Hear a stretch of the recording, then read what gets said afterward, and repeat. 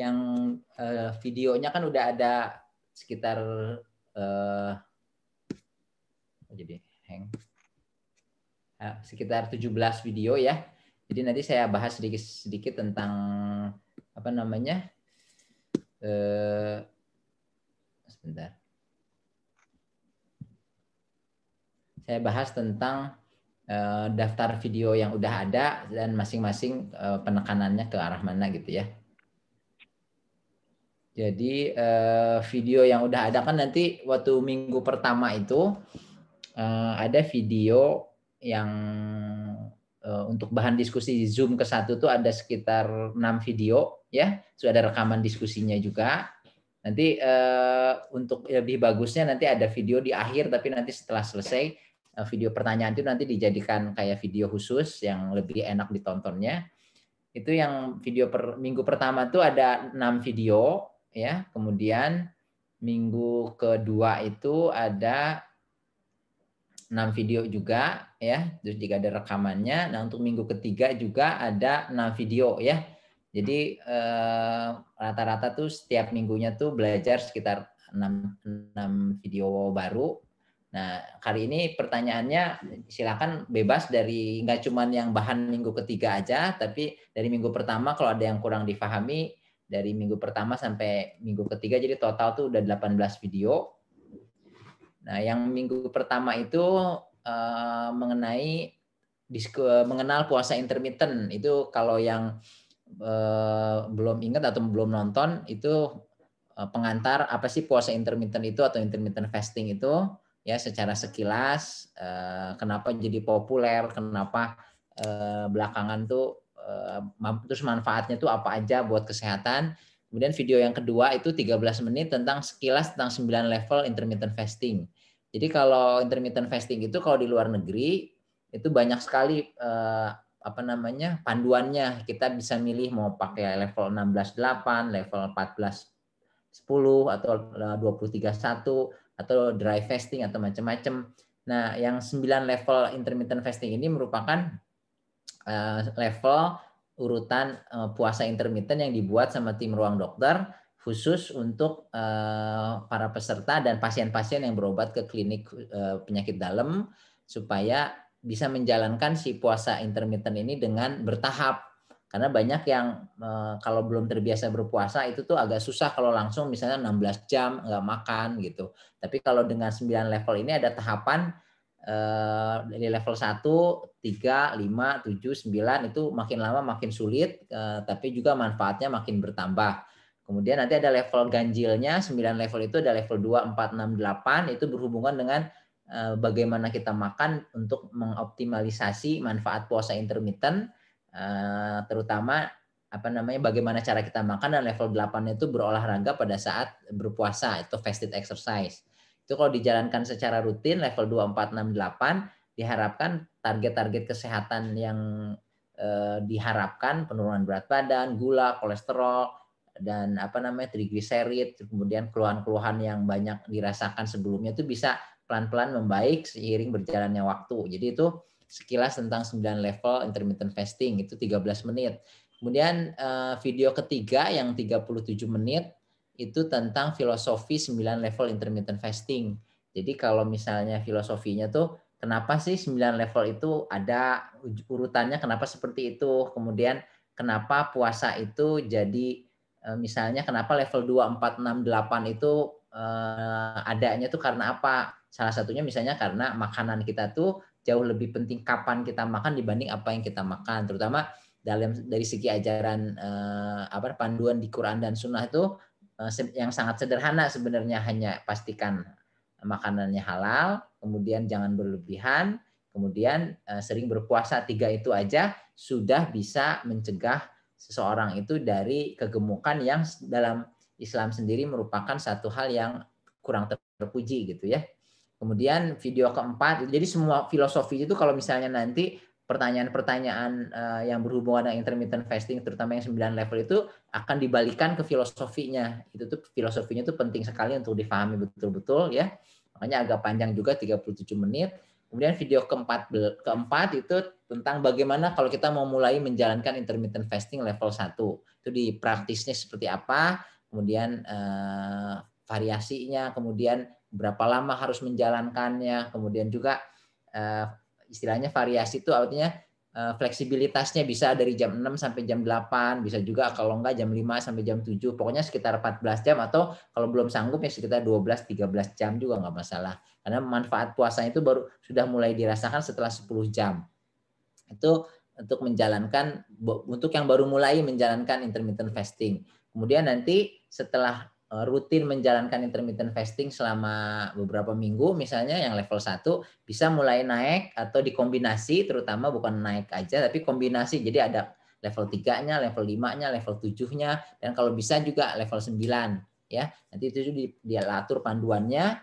Kemudian itu lebih detail tentang level ganjilnya, yaitu level-level puasanya. Dan video yang terakhir di minggu pertama itu membahas tentang intermittent fasting yang level genap secara singkat, apa aja manfaatnya. Nah, moga-moga nanti untuk diskusi minggu keempat ini ada level-level genap lebih bahas lebih dalam manfaatnya, dan juga nanti tentang beberapa materi tambahan seperti probiotik, kemudian olahraga gitu ya. Nah, itu yang minggu pertama. Mungkin udah ada pertanyaan, silakan, atau ada chat. Belum ada, Dok. Belum ada. Kalau nggak ada, saya lanjutin dulu ya. Ya, padahal, Dok. Terus yang untuk minggu kedua itu videonya yang pertama, video ke-7 itu 20 menit. Itu tuh menjelaskan kenapa kita tuh si intermittent fasting tuh jadi sangat penting dalam hal program pencegahan penyakit dan pengelolaan kelebihan berat badan. Salah satunya karena dunia kedokteran itu sebenarnya dari segi statistik dibuktikan bahwa dunia kedokteran itu tuh sebenarnya dalam hal pencegahan penyakit dan pencegahan kelebihan berat badan itu bisa dibilang gagal. Makanya orang yang gemuk makin lama makin banyak, orang yang sakit makin lama makin banyak dari faktor-faktor risiko, dari hipertensi, diabetes, kolesterol, ya, merokok, terus juga jarang olahraga tuh makin lama tuh makin banyak orang yang mengalami faktor-faktor risiko berbagai penyakit berat. Kalau dalam pengobatan di dunia kedokteran itu masih tetap sangat bagus gitu ya. Dalam hal pengobatan tuh sangat maju, sangat berkembang, sangat istilahnya sangat luar biasa lah kalau dalam hal pengobatan tuh, terus inovasi-inovasi baru. Tapi dalam hal pencegahan tuh masih sangat banyak kekurangannya, terutama karena faktor kepatuhannya gitu. Itu tuh senjatanya cuma 3, diet, olahraga, sama mengatur makanan ya, diet, olahraga sama obat-obatan, sementara kepatuhan menjalankan itunya tuh ketiga hal itu tuh sangat rendah. Makanya si puasa ini tuh dengan menonton video yang ke-7 ini tuh jadi kita yakin lebih mantep lagi, ini memang puasa intermittent itu bisa jadi salah satu cara yang bisa dijalankan seumur hidup dengan banyak sekali manfaat, dan bisa benar-benar bermanfaat untuk pencegahan penyakit dan pencegahan diabetes, obesitas juga. Itu sekitar 20 menit. Video ke-8 itu membahas tentang sekitar 17 menit itu membahas tentang apa sih bedanya pengelolaan diabetes, pengelolaan obesitas, kelebihan berat badan itu tuh yang digunakan di dunia kedokteran, yaitu diet ya, terutama, walaupun belakangan puasa juga jadi mulai populer ya, sangat populer malah. Dan perbedaannya dalam hal model 1 dan 2 kompartemen energi itu yang itu tuh benar-benar kalau bisa ditonton, difahami, karena itu yang jadi dasar kita memahami kenapa puasa itu walaupun kita makannya tetap sama, jumlah makanan tetap sama, terus gula darah jumlah makanan tetap sama, frekuensi makan tetap sama, kalori sehari tetap nggak berubah, kok bisa membantu menurunkan berat badan gitu. Nah, salah persepsi dari diet itu terhadap terhadap program diet itu yang salah tuh apa, sehingga kok orang tuh sering menjalankan program diet, kemudian berat badannya turun, tapi nanti naik lagi kayak yoyo. Itu dasarnya salah satunya karena ada perbedaan persepsi atau salah persepsi model 1 kompartemen energi yang seharusnya itu 2 kompartemen energi. Itu video ke-8.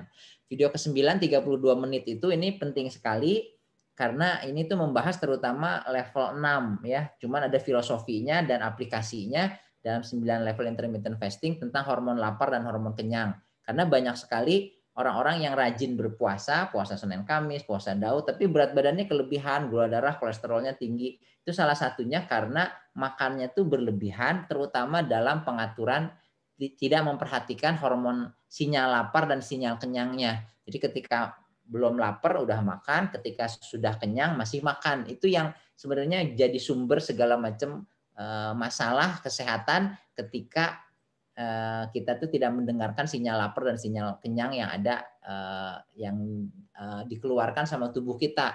Nanti lama-lama setelah itu diabaikan terus-menerus, tubuhnya jadi bingung, tubuh kita tuh jadi tidak sensitif lagi terhadap hormon-hormon tadi, akhirnya berat badannya lama-lama naik dan sulit untuk turun. Ya ini agak lama tuh 32 menit ya. Jadi karena sangat penting ininya.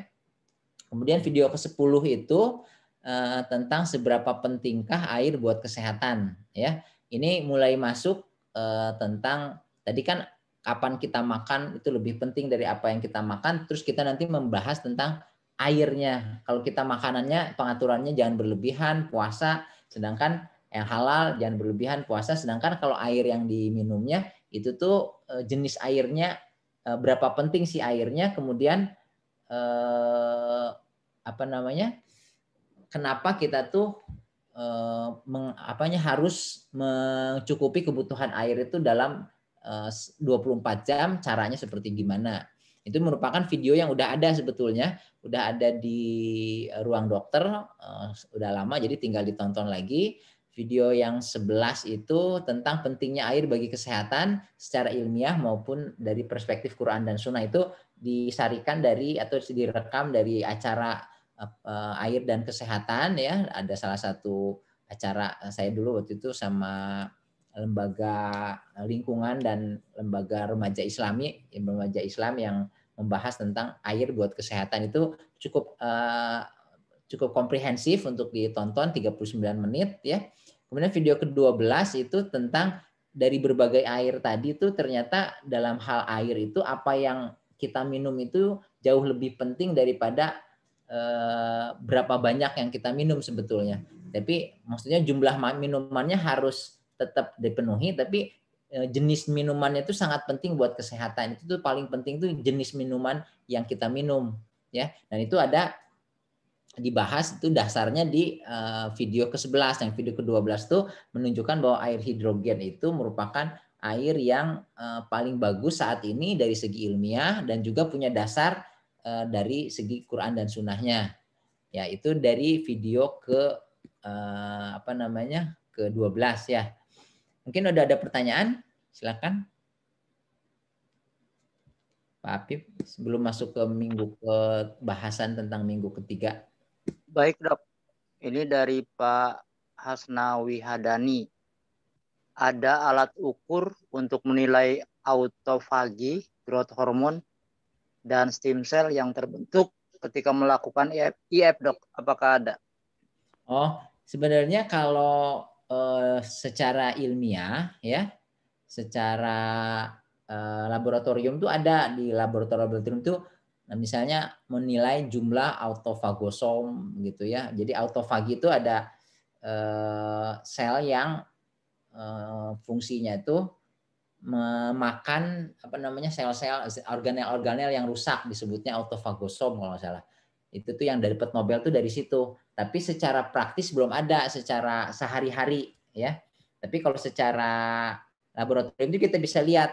Makanya para ahli itu bisa tahu berapa jam seorang harus berpuasa baru autofaginya itu meningkat. Jadi sebenarnya autofagi dulu ya. Autofagi itu sebenarnya proses yang secara rutin tuh terjadi terus gitu ya. Jadi kalau kitanya autofagi itu kan bagaimana tubuh tuh melihat ada sel-sel yang rusak, yang di organelnya, dalam organel selnya tuh rusak, tapi masih bisa berfungsi si selnya itu. Nah kemudian dia ambil organelnya diperbaiki, kemudian nanti digantikan dengan yang lebih baru.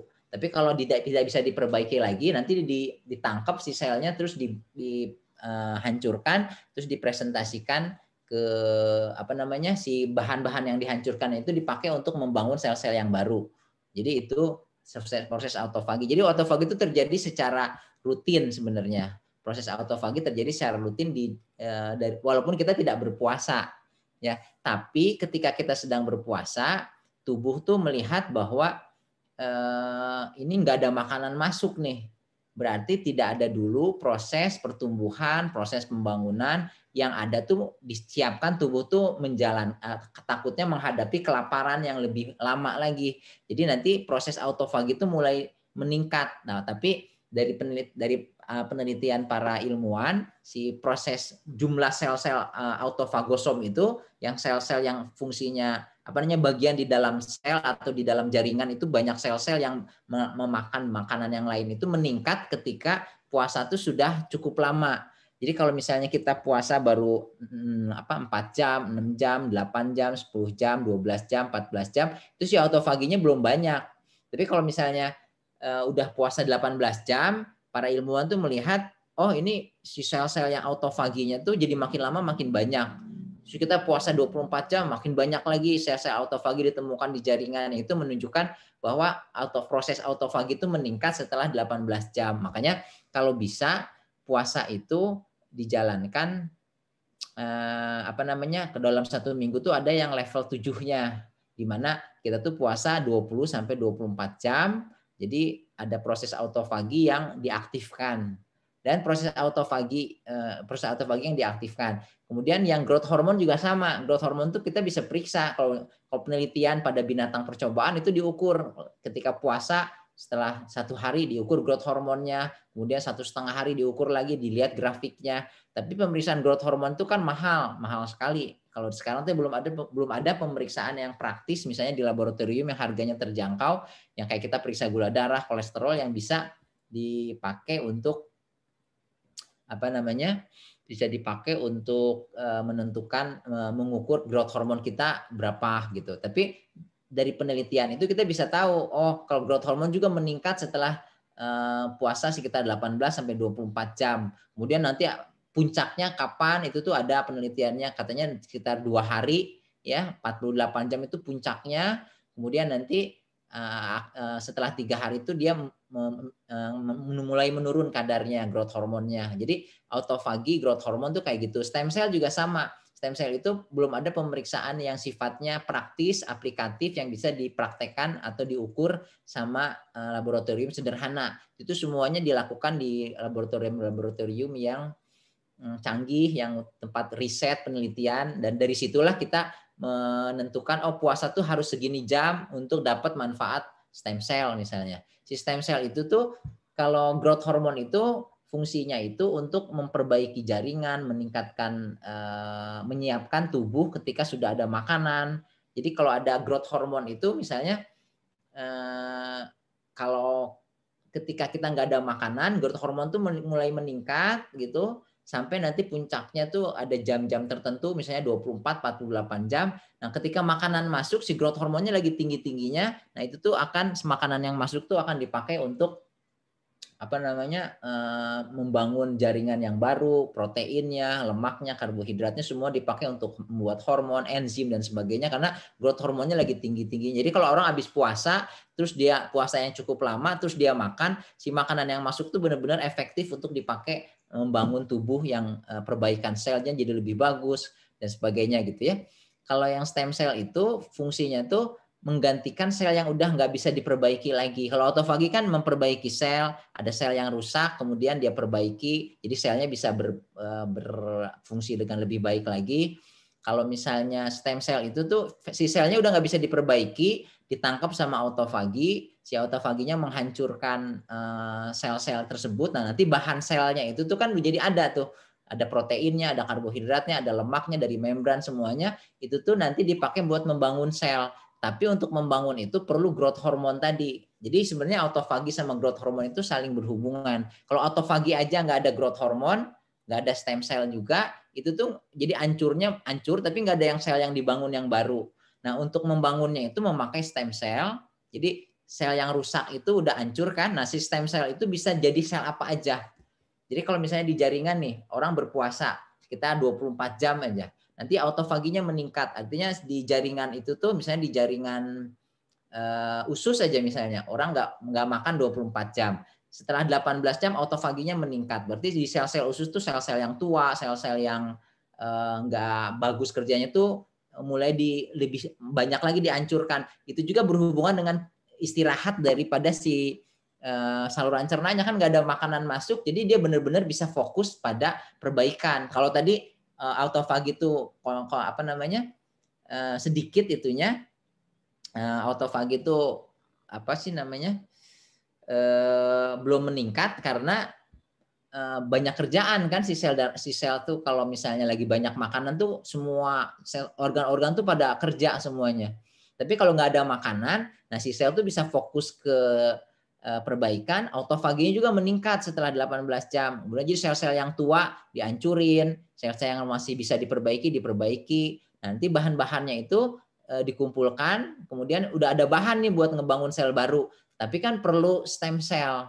Si stem cell itu nanti bisa, misalnya di saluran cerna itu ada stem cell saluran cerna yang nanti bisa berubah jadi sel yang dibutuhkan. Misalnya di saluran cerna itu ada 5 jenis sel, ada untuk menyerap makanan, ada untuk menghasilkan enzim. Nah, misalnya ada sel yang menghasilkan enzimnya rusak, itu nanti sistem selnya tuh dari sel yang nggak pada bentuknya khusus, tidak ada fungsi khusus, dia nanti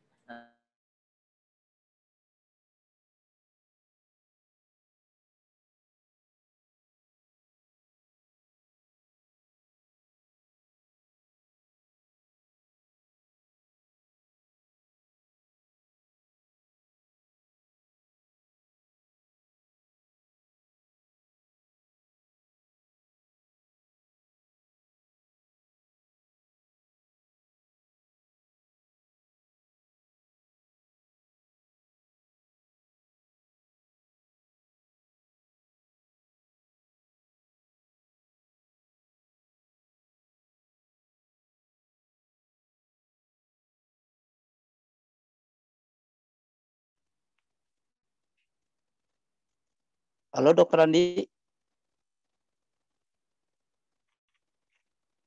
terputus sepertinya Dokter Andi, kita tunggu kembali. Mohon maaf Bapak Ibu atas kendala teknis, mungkin jaringan sepertinya. Kita tunggu kembali.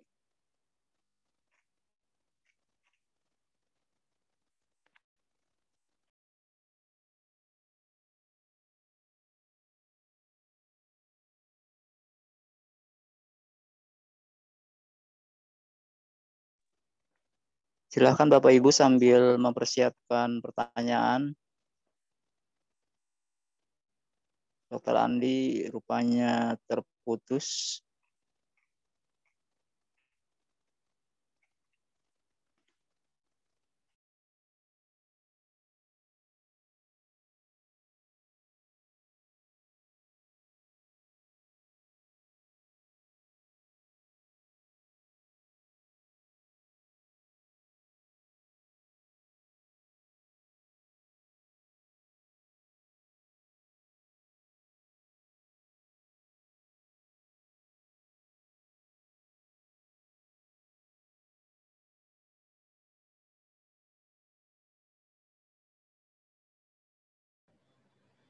halo. Oke Dok. Ya tadi mati lampu. Oh iya. Jadi sebentar ya. Ya silakan Dok.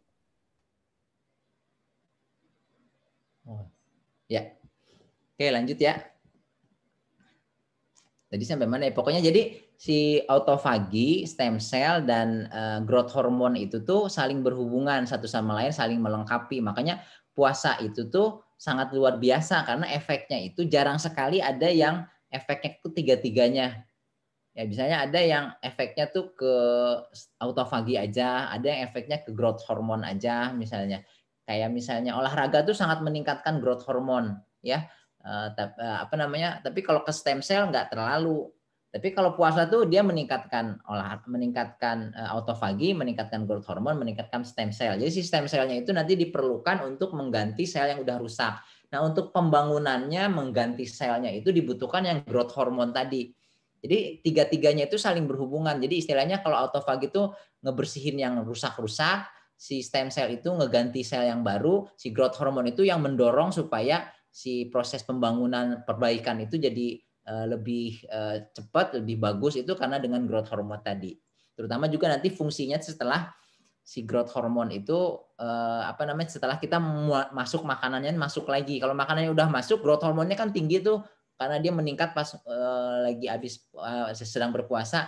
Begitu makanan masuk, si growth hormone yang tinggi itu tuh akan mendorong supaya sel-sel perbaikan sel semuanya, pembangunan sel dan sebagainya itu jadi lebih cepat.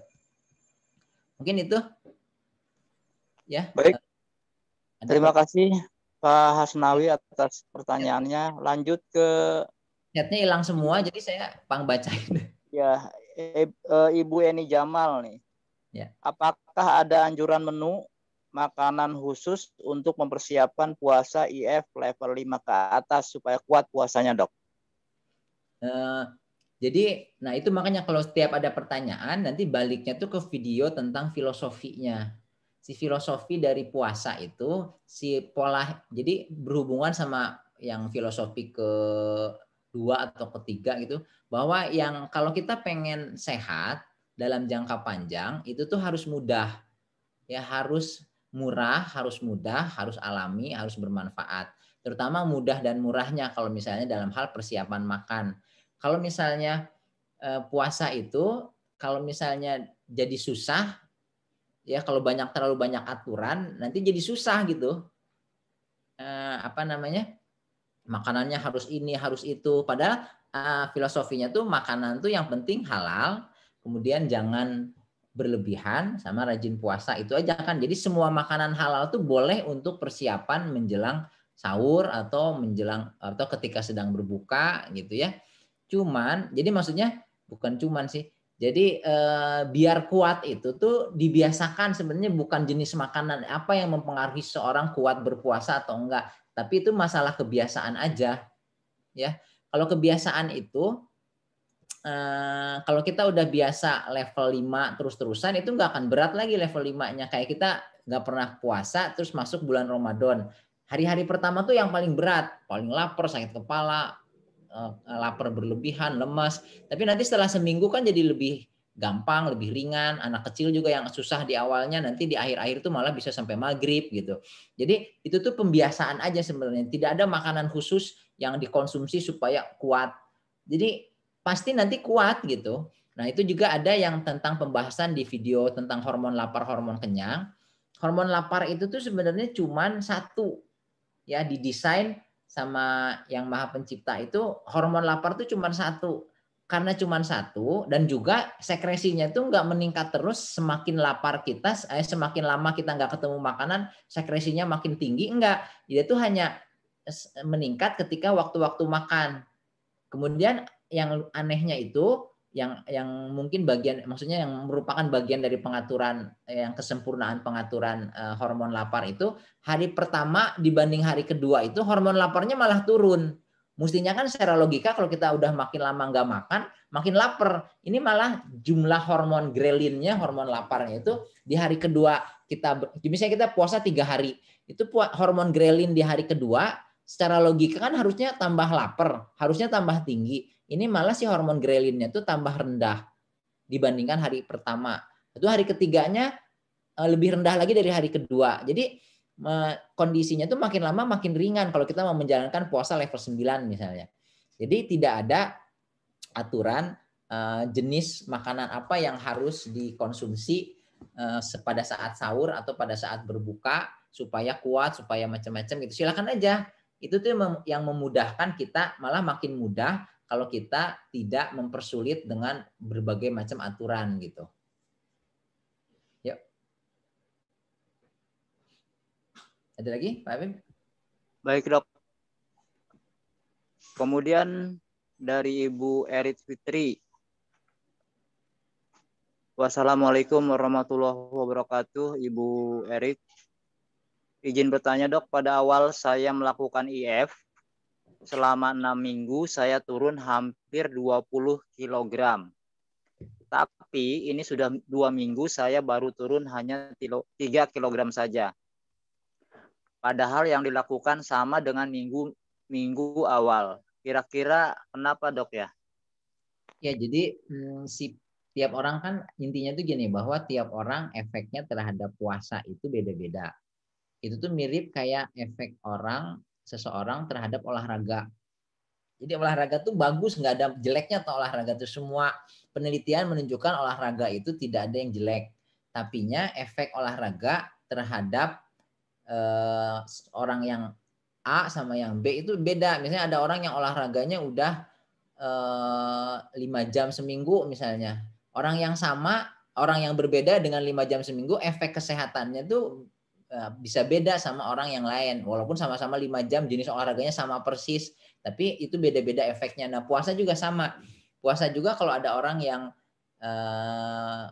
melakukan puasa yang sama, jumlah jamnya sama, jenisnya sama, programnya sama, itu efek kesehatannya, manfaatnya tuh bisa ada beda-beda. Ada yang cepat turun berat badannya, ada yang gula darahnya lebih turun dulu, kolesterolnya dulu yang turun, baru nanti gulanya. Itu macam-macam tiap orang. Pokoknya intinya si olahraga dan puasa dan air hidrogen itu yang 3 itu tuh sangat mudah maksudnya sangat aman, tidak ada efek samping yang berbahaya.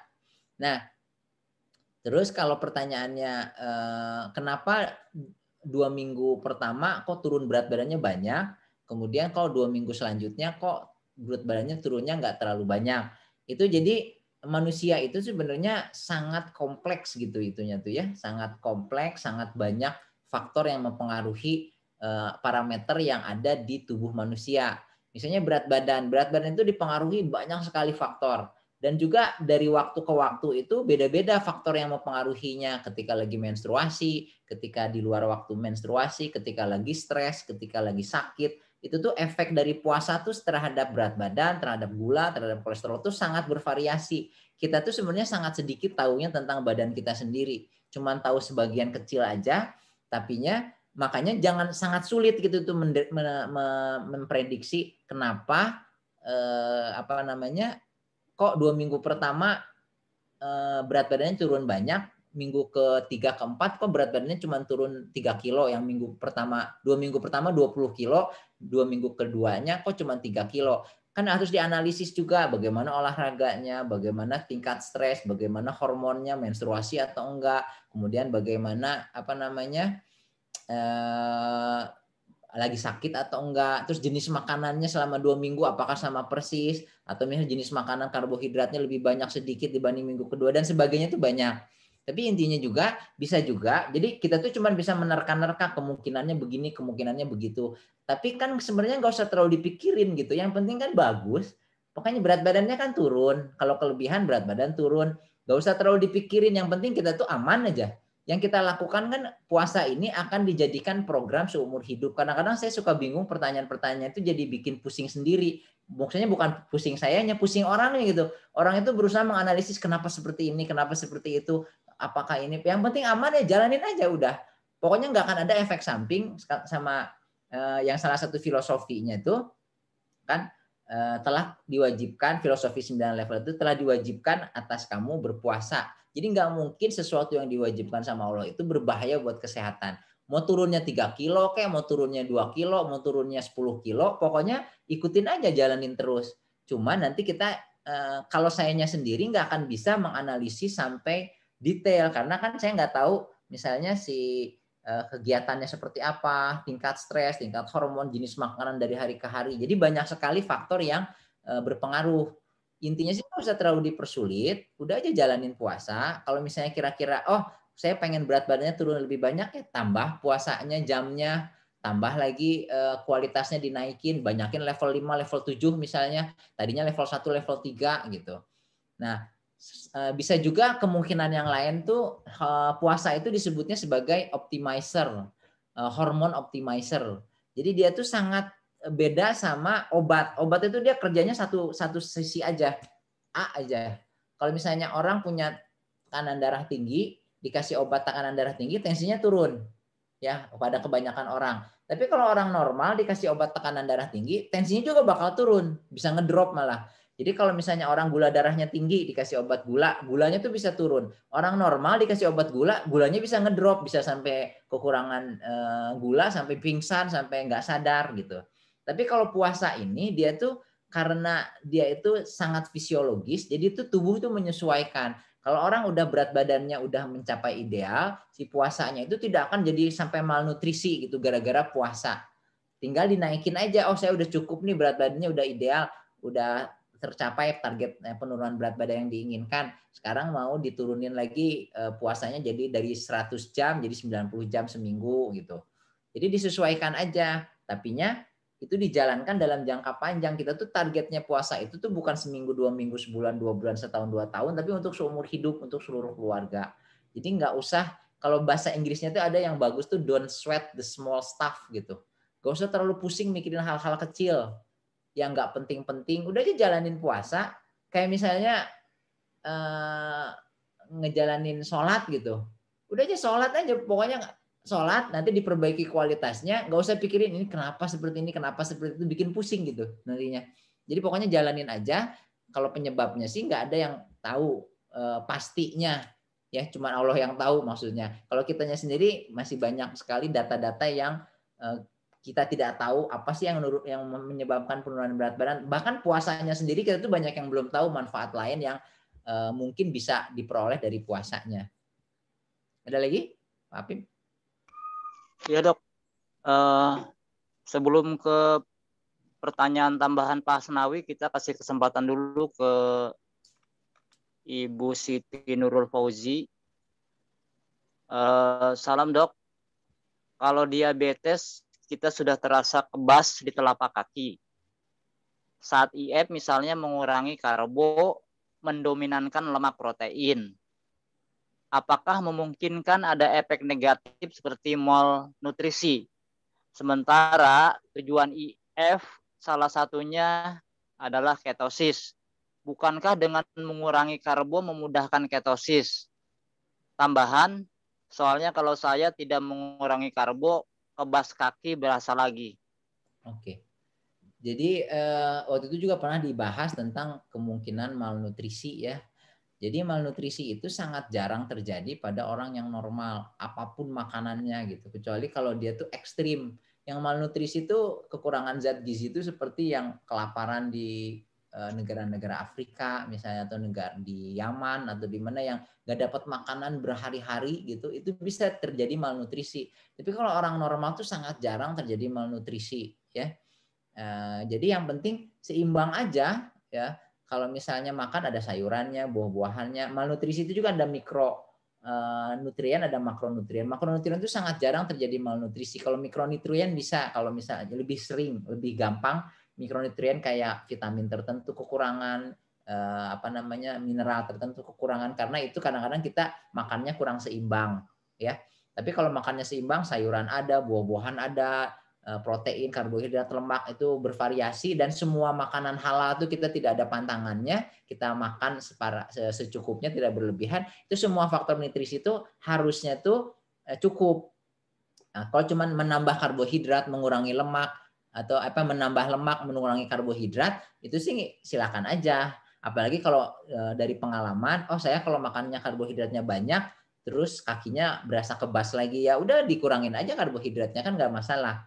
Ya, yang penting mudah aja. Jadi kita tuh tidak mempersulit kita tuh untuk menjalankan program puasa, terutama untuk jangka panjang. Karena ada juga misalnya, saya tuh pengen makannya nasi merah aja karena nasi merah lebih banyak seratnya. Boleh aja kalau memang bisa dilakukan dalam jangka panjang. Tapi kalau jadi mempersulit, jadi malas, jadi gara-gara makannya harus makan beras merah, jadi jadi malas menjalankan program puasa, ya dibiasa aja gitu.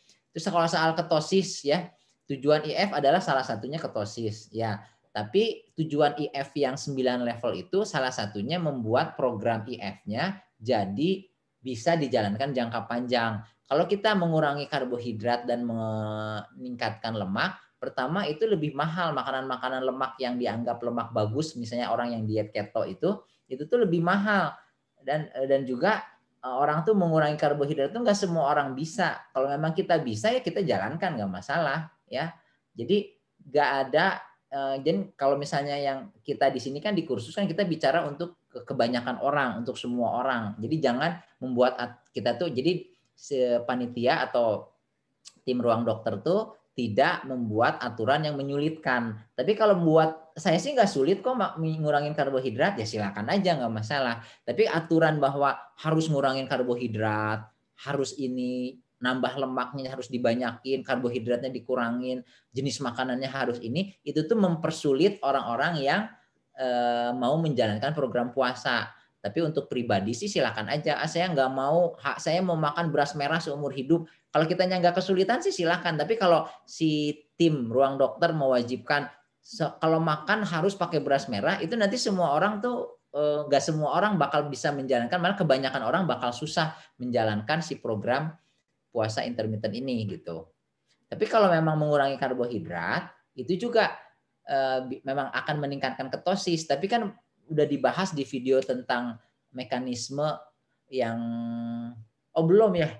Videonya nanti baru di tentang ketosis, itu nanti tentang manfaat ketosis pada terutama dalam hubungannya dengan manfaat puasa pada otak dan stres, itu nanti baru keluar minggu ini insya Allah. Itu tuh ketosis itu nanti ada penelitiannya gini. Kalau orang yang jalanin ketosis, diet ketofastosis, itu ketosisnya tuh meningkat 4 kali lipat dibanding normal. Jadi lumayan tuh naik sampai 4 kali lipat. Sementara ketosis itu banyak sekali manfaatnya buat otak, terutama untuk efisiensi energi, untuk stamina, macam-macam ya. Tapinya ternyata dari penelitian, orang yang menjalankan puasa secara rutin tanpa menjalankan diet keto, itu tuh ketosisnya meningkat 20 kali lipat dibanding normal. Jadinya apa? Jadinya sampai 5 orang yang berpuasa tanpa harus ngatur makanannya segini, dibanyakin atau dikurangin atau ininya, itu ketosisnya tuh meningkat 5 kali lebih banyak dibanding orang yang menjalankan diet keto.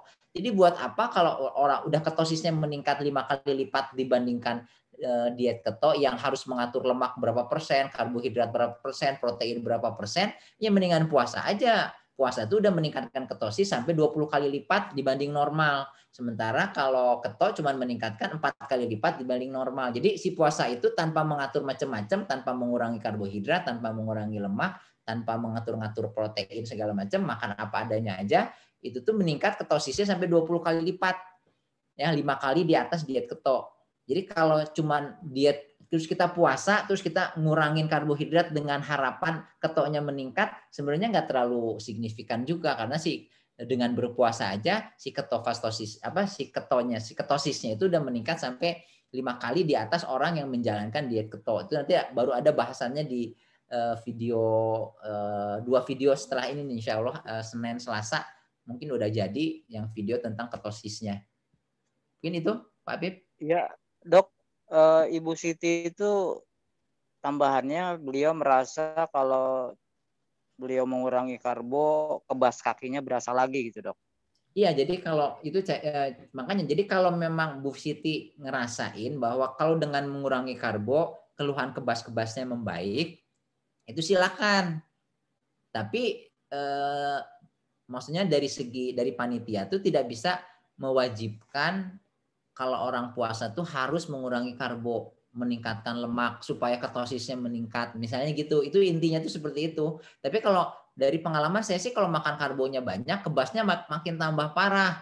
Ya makanya saya ngurangin karbo. Itu sih silakan aja, nggak ada masalah karena tidak melanggar filosofi dari 9 level intermittent fasting. Kan karbohidrat tuh halal, lemak juga makanannya banyak yang halal, protein banyak yang halal, tinggal dipilih aja. Nggak ada aturan misalnya dalam Islam itu tidak boleh makan karbo, tidak boleh makan lemak. Istilah karbohidrat, lemak, protein aja baru ada sekitar abad 18.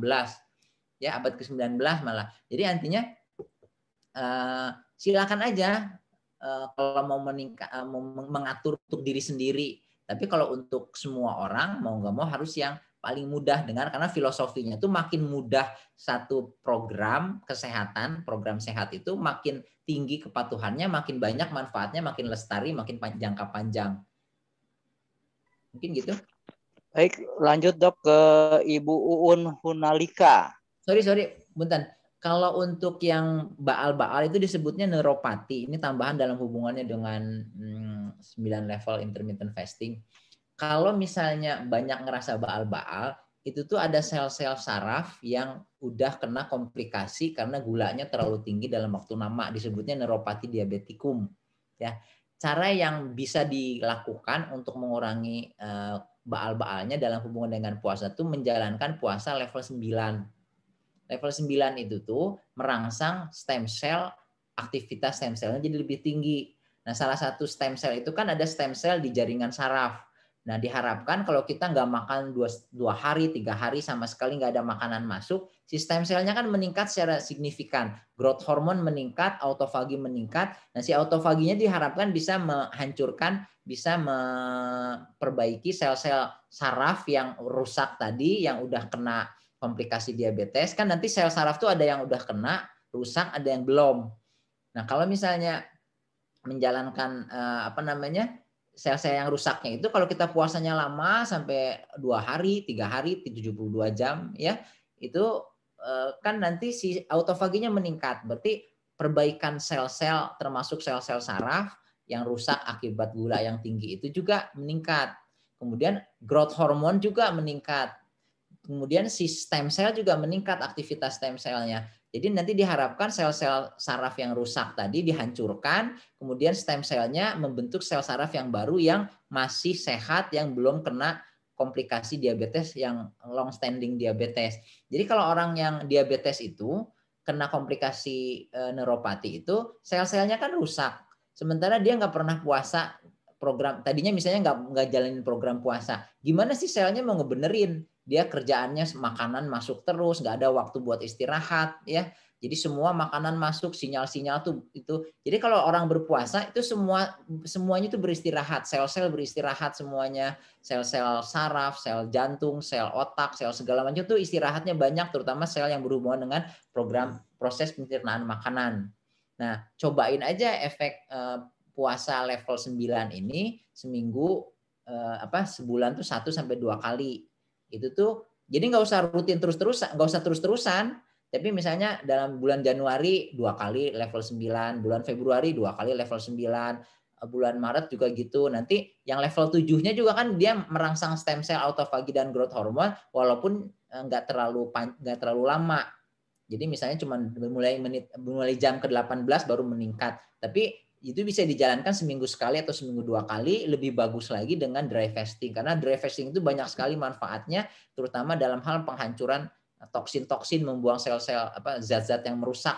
Dikatakan dengan dry fasting yang nggak minum, jadi kombinasi level 7-nya sama level 5. Jadi puasa sunnah plus diperpanjang dengan dengan puasa level 7 yang 20 sampai 24 jam itu moga-moga bisa membantu. Memang penelitiannya secara khusus belum ada, tapi secara teori efek level 9 terhadap autofagi, stem cell dan growth hormone itu banyak sekali kemungkinan manfaatnya pada orang yang gagal ginjal, orang yang livernya udah rusak, yang gagal ginjal tapi nggak mau belum waktunya untuk dicuci misalnya, itu diharapkan ada stem cell yang aktif memperbaiki sel-sel ginjal yang udah rusak, sel-sel liver yang udah rusak, misalnya sirosis macam-macam. Termasuk yang neuropati juga. Neuropati diabetikum maksudnya. Silakan. Baik, Dok. Semoga bisa menjawab Ibu Siti. Lanjut ke Ibu Uun Hunalika. Dok, saya menggunakan KB implan selama 3 tahun dan selama itu saya tidak mengalami haid. Apakah ini berbahaya, Dok? Dan apakah ini bisa menyebabkan berat badan bertambah terus? Oke. Jadi kalau dari saya sendiri dari segi penyakit dalam tidak terlalu menyarankan pasien saya itu yang diabetes, hipertensi, obesitas itu menggunakan KB yang pakai hormon, KB suntik, KB pil, KB yang suntik sebulan sekali, KB yang 3 bulan sekali. Karena hormon itu tuh kan dari luar ya. Jadi dari segi clinical trial-nya, maksudnya uji klinisnya, si hormon-hormon yang disuntikan ke badan kita atau minum itu tuh aman. Secara clinical trial sih aman, makanya di ACC sama BPOM, di ACC sama FDA Amerika, di ACC sama lembaga obat-obatan di Eropa misalnya, ya. Tapinya kita tuh pemahamannya tentang tubuh kita tuh sangat terbatas sebenarnya.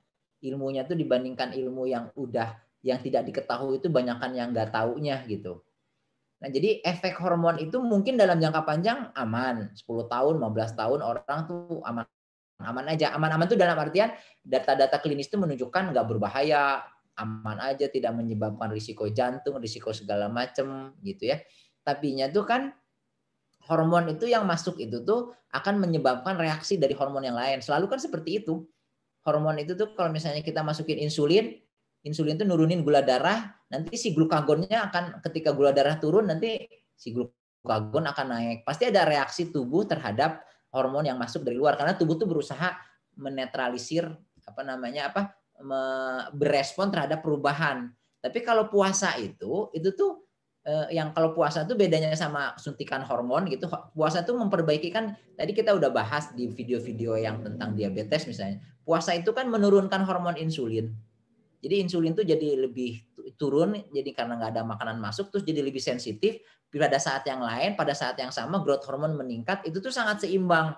Si puasa itu tuh sangat seimbang, sangat selaras, sangat harmonis gitu ya, mengatur hormon-hormon. Makanya disebut hormon optimizer itu olahraga, puasa itu sangat seimbang mengatur perubahan hormonnya. Tapi kalau kita masukin dari luar hormon steroid misalnya, kan orang sering minum obat steroid untuk autoimun, untuk rematik misalnya, untuk nyeri yang hebat atau untuk penyakit kulit tertentu tuh minum steroid terus. Itu nanti dalam jangka panjang ada efeknya karena tubuh bereaksi terhadap kalau steroid masuk banyak, tubuh menurunkan produksi steroidnya sendiri. Kemudian nanti akan timbul efek-efek yang macam-macam yang timbul karena penyesuaian tubuh terhadap masuknya steroid dari luar. Jadi kalau saya sih tidak menyarankan, kalau saya ke pasien diabetes, ke pasien penyakit dalam ya, tidak menyarankan untuk menggunakan KB yang menggunakan hormon. Karena masih pemahaman kita tentang apa yang terjadi di badan kita itu masih sangat terbatas. Lebih baik misalnya pakai IUD, misalnya pakai yang non hormonal lah, pakai sistem kalender kombinasi sama kondom misalnya. Ya, intinya jauh lebih relatif aman dari segi efek-efek ke obesitas, hipertensi dan sebagainya, tekanan darah, gula dan sebagainya kalau kita tidak menggunakan hormon ya. Kalau misalnya amannya sih kalau nanya ke dokter kandungan pasti dibilang aman, dipakai 10 tahun juga aman kok. Walaupun ada beberapa pasien yang nanti ternyata tensinya naik, berat badannya naik, itu nanti biasanya konsultasi ke dokter kandungannya, biasanya nanti dikurangi atau diganti, di stop atau diganti sama kontrasepsi yang lain. Jadi bisa aja semua hormon itu kan saling berhubungan satu sama lain. Jadi kalau orang dikasih hormon terus dari luar, ya ada kemungkinan tensinya naik. Itu tuh udah terbukti kalau tensi naik sih ada beberapa orang yang tensinya naik. Terus ada yang pengaruh terhadap gula darah, terhadap menstruasi aja jadi nggak menstruasi kan itu sebenarnya dibilangnya sih nggak bahaya. Tapi kan kita nggak tahu sebenarnya manfaat menstruasi itu untuk wanita tuh apa sih? Mungkin banyak yang nggak tahu. Sama Allah tuh dibikin orang perempuan tuh menstruasi tuh dianggapnya itu cuma ngebuang darah kotor aja, nggak ada manfaatnya apa-apa. Makanya kalau orang pakai KB nggak mens bertahun-tahun itu nggak akan masalah, aman. Tapi kita nggak tahu, mungkin 100 tahun lagi baru ketahuan berarti ternyata menstruasi itu tuh ada fungsi kesehatannya. Jadi kalau orang yang menstruasi secara teratur dia begini, kalau orang yang nggak teratur seperti ini. Sekarang sih nggak ada penelitiannya. Ya, kalau saya sih seperti itu. Ya, istilahnya bisa setuju bisa enggak, bisa aja berbeda pandangan sama dokter-dokter kandungan misalnya yang bilang bahwa hormon tuh nggak masalah, aman dan sebagainya, nggak menstruasi bertahun-tahun juga nggak masalah gitu ya. Tapi kalau saya sih gitu. Yuk.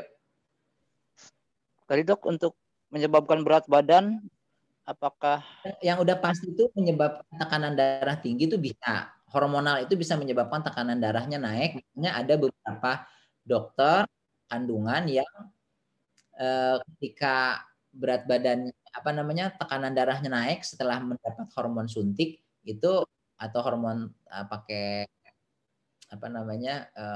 pil yang ada hormonalnya itu langsung diganti atau di stop gitu ya. Tapi kalau untuk berat badan setahu saya sih, saya belum pernah baca sih penelitiannya, setahu saya sih enggak, teman. Nanti saya harus baca lagi soalnya saya jarang ngasih obat kontrasepsi jadi nggak tahu efek sampingnya. Jadi mungkin coba tanya juga, cari di internet, tanya juga ke dokternya. Gampang kan sekarang mah internet, tinggal nyari efek pil KB terhadap berat badan. Itu kan nanti banyak, asal kita bisa milih artikel yang bisa dipercaya aja gitu. Baik, bisa lanjut dok. Ya, enggak. Ibu Wiwin nih, Ibu Wiwin beliau tidak bertanya, cuma menceritakan pengalamannya. Beliau sharing hasil puasa setelah minggu ke-6, jumlah jam puasa tidak banyak berubah, namun level meningkat, ada dry fastingnya. Ternyata berat badan saya sudah naik 1 kilogram dari target ingin naik 4 kilogram. Semoga pelan-pelan naik lagi. Alergi sih masih keluar, rinitis dan kaligata dengan frekuensi rendah. Mungkin karena kurang istirahat. Itu saja dok. Nuhun. Ya, jadi intinya tuh gini, kita tuh harus melihat puasa itu kayak olahraga. Kita tuh menjalankan olahraga, menjalankan puasa tuh biar sehat. Tapinya itu tuh kita berpikirnya tuh jangka panjang gitu. Jadi kayak nyekolahin anak lah gitu. Kita tuh nyekolahin anak, kan gak dievaluasi tiap 6 minggu gitu. Pokoknya saya menyekolahin anak dari SD sampai SMA, itu kan butuh sampai 12 tahun misalnya. Nanti dari SMA masuk lagi universitas terus. Jadi kita tuh tidak mikirin ini kok 6 minggu kok nggak pinter-pinter nih anak gitu, udah 6 minggu sekolah atau udah setahun sekolah kok belum pinter-pinter. Kita tuh tahu kalau orang baru anak kecil masuk kelas 1 SD, udah setahun sekolah aja kita tuh nggak ngarepin dia tuh pinter kayak anak SMA gitu. Nah, si puasa juga gitu. Kalau kita baru ngejalanin setahun, sama ngejalaninnya udah 5 tahun, ngejalaninnya udah 10 tahun, efek ke badannya tuh pasti beda. Tapi kalau kita udah biasa menjalankan puasa intermittent itu udah jadi bagian hidup sehari-hari, efeknya tuh sangat jangka panjangnya tuh banyak gitu. Orang yang rajin olahraga, seminggu misalnya 150 menit, dia jalanin 10 tahun kayak gitu, itu tuh beda kualitas kesehatannya dibanding orang yang olahraganya misalnya lebih lama, misalnya 200 menit, tapi baru setahun 2 tahun gitu. Walaupun olahraga dia itu lebih banyak dibanding orang yang tadi 10 tahun olahraga seminggu 150 menit, selama 10 tahun terakhir dia olahraganya rutin. Ada orang yang olahraganya 200 menit tapi baru setahun. Efek kesehatannya itu jauh dibandingin orang yang tadi walaupun olahraganya lebih lama gitu. Nah, puasa itu nggak usah don't sweat the small stuff. Udah aja nggak usah dipikirin, jalanin aja. Nanti insya Allah nanti makin lama makin sehat. Khusus untuk meningkatkan berat badan itu memang harus rada tricky karena puasa itu tuh pada orang tertentu tuh banyak menurunkan berat badan, cepat malah ya. Tadi kan ada yang dalam 2 minggu turun 20 kilo ya. Tapinya makanya waktu itu kan udah pernah di-share ya cara-cara untuk meningkatkan berat badan sambil berpuasa. Tapi kita tetap mendapatkan manfaat puasa intermittent, tapi berat badannya nggak turun, malah bisa naik. Misalnya diperbanyak protein, kemudian jenis puasanya levelnya jangan level 1-3 terlalu banyak, level 5, level 7, level 5, level 7 juga seminggu tuh jangan lebih dari misalnya 90 jam, cukup 80 jam atau 60 jam aja nggak apa-apa, tapi level 7 sama level 5. Jadi level 5 dikombinasikan level 7 seminggu 2 kali, itu tuh udah sangat bagus sekali untuk kesehatan. Tinggal nanti naikin berat badannya itu dengan menjalankan tips-tips untuk menaikkan berat badan gitu. Ya, kalau alergi juga, kalau alergi sih kalau pengen cepat sembuh level 9, level 7-nya diperbanyak, kalau bisa level 9 seminggu 2 minggu sekali aja. Level 9 itu efek alerginya tuh bisa cepat, relatif lebih cepat membaik karena alergi itu berhubungan dengan sistem imun yang berlebihan. Kalau dari penelitian itu kalau orang puasa binatang percobaan nih sebenarnya dipuasakan 3 hari, itu sistem imunnya tuh kayak yang baru lagi. Nah, sistem imun orang yang alergi itu tuh dia tuh jelek kerjanya tuh. Sistem imunnya tuh sel-sel imunnya tuh berlebihan melihat hal yang tidak berbahaya, tapi dilihatnya berbahaya. Kayak misalnya kalau orang normal kan ngelihat orang normal itu kalau ada debu masuk ke saluran nafasnya dia nggak dianggap berbahaya. Atau misalnya udara dingin gitu, itu kan nggak dianggap berbahaya, tidak ada reaksi apa-apa, cuman kedinginan aja. Tapi kalau orang yang alergi sama dingin, ketika dia masuk udara dingin ke badannya, ke saluran nafasnya, ke badannya, ke kulitnya, langsung kaligata. Itu tuh bisa langsung bersin-bersin, langsung asmanya kambuh. Itu tuh sistem imunnya tuh error gitu. Dia tuh melihat yang tadinya tidak berbahaya, secara umum tuh tidak berbahaya, tapi dia anggap berbahaya. Berarti kan sistem imunnya tuh ngaco. si sel-selnya itu. Nah, itu tuh perlu level 9 supaya si stem selnya tuh dirangsang, memperbaiki. Jadi nanti autofaginya mencari sel-sel imun yang jelek, yang udah tua, yang udah rusak, dihancurin, diperbaiki kalau bisa, kalau nggak bisa dihancurin. Nanti growth hormonnya itu meningkat pas dengan level 9 itu, nanti sistem selnya juga meningkat. Jadi sel-sel yang tadi dihancurin itu diganti sama sel-sel imun yang baru yang kerjanya lebih bagus.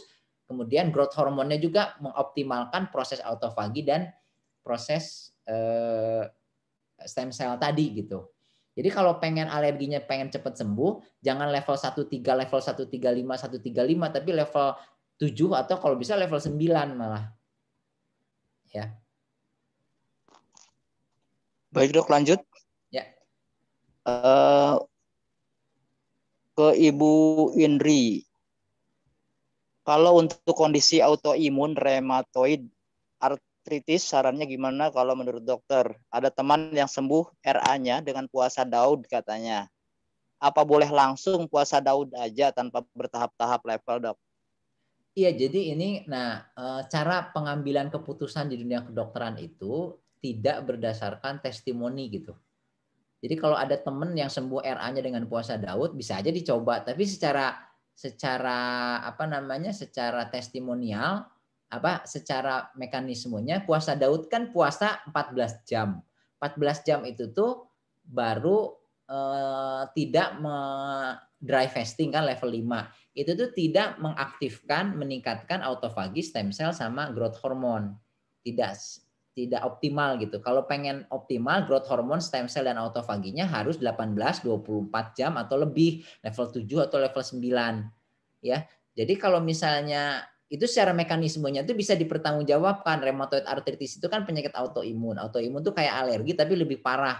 Kalau alergi itu dia salah mengenali zat yang tadinya berbahaya, yang nggak berbahaya dianggap berbahaya. Itu kan alergi. Kalau autoimun itu lebih parah. Si tubuhnya tuh melihat badannya sendiri tuh sebagai hal yang berbahaya. Itu tuh jadi lebih error lagi si sel-sel imunnya tuh. Nah, itu tuh terjadinya itu nonton video tentang bagaimana kita jatuh sakit. Itu tuh kenapa orang yang tadinya nggak punya autoimun terus kena autoimun. Itu tuh dalam waktu yang panjang dia tuh mengalami dehidrasi kronis, tubuhnya terlalu asam, dan terutama paparan radikal bebas dari anak lahir sampai dia umur kena autoimun. Misalnya waktu lahir kan nggak punya autoimun. Kemudian karena dia terpapar radikal bebas terus dari si anak itu bangun tidur sampai tidur lagi sepanjang hari seumur hidup sampai umur 30-an tiba-tiba autoimunnya keluar karena sistem imunnya tuh terus dikasih radikal bebas nggak beres-beres, akhirnya dia error dan dia punya bakat autoimun lagi dari orang tuanya, dari kakeknya, dari neneknya, dari keluarganya. Jadi lebih rentan terhadap penyakit autoimun dibandingkan orang lain. Kan nanti bisa nanya, tapi teman saya juga kena paparan radikal bebas tiap hari kayak saya, kok nggak kena autoimun? Karena dia nggak punya bakat. Mungkin dia nanti kenanya 10 tahun lagi, tapi kalau kitanya yang punya bakat autoimun umur 30-an udah keluar si autoimunnya. Nah, si autoimun itu kan berarti sistem imunnya tuh nggak ngaco gitu. Nah, itu tuh kan harus diperbaiki. Nah, proses yang bisa memperbaikinya itu dengan autofagi, stem cell, dan growth hormone. Itu tuh baru bisa dapat 18 jam ke atas. Atau bahkan kalau optimalnya sih sampai 24 jam, 48 jam. Katanya sih 48 jam itu optimal sekali. Growth hormonnya memuncak, stem cell paling tinggi, autofagi juga tinggi. Jadi kalau pengen sesuai mekanisme ya seperti itu. Kalau dari testimoni kan bisa aja mungkin rheumatoid arthritisnya yang ringan sekali, jadi dengan puasa Daud aja udah membaik. Tapi kan tiap orang rheumatoid arthritisnya beda-beda. Kemudian juga betul nggak rheumatoid arthritis? Kadang-kadang di sekilas aja rheumatoid arthritis, tapi ternyata kalau dipelajari diperiksa lebih dalam ternyata bukan gitu. Jadi artinya kalau secara mekanisme fisiologisnya atau mekanisme patofisiologisnya, puasa level 9 itu yang bisa memperbaiki sel-sel imun. Kalau yang lain-lain itu cuma mengistirahatkan aja kayak satpam yang tadinya harus jaga-jaga toko, jaga mall, terus dia puasa. Jadi kita menjalankan puasa, sistem imun itu cuma istirahat 14 jam lah lumayan. Tapi belum sampai perbaikan macam-macam. Nah kalau udah 3 hari nggak makan dibilangnya si sistem imunnya tuh benar-benar baru. Nah moga-moga dengan sistem imun yang baru tadi penyakit-penyakit autoimun, penyakit alergi itu bisa lebih cepat bagusnya membaiknya gitu. Mungkin gitu. Baik dok, ini masih ada tambahan nih dari Pak Hasnawi nih, ada 3 pertanyaan lagi nih dok. Silakan. Satu-satu aja kali dok ya, Ya. dibacakannya. Penderita stroke dan lesi yang cukup luas dan telah diderita lebih 1 tahun dengan gejala sisa lumpuh keempat anggota gerak, tidak bisa bicara dan menelan. Yang bisa dilakukan hanya bangun tidur. Apakah masih bisa diharapkan dengan perbaikan dengan IF, dok? Ya, secara teori kan bisa, asal dianya bisa menjalankan puasa intermittennya gitu. Bisa nggak? Bisa. Maksudnya gini, itu kan sel-sel yang di otaknya udah rusak. Ya, ada sebagian sel otak yang rusak, ada kelumpuhan macam-macam.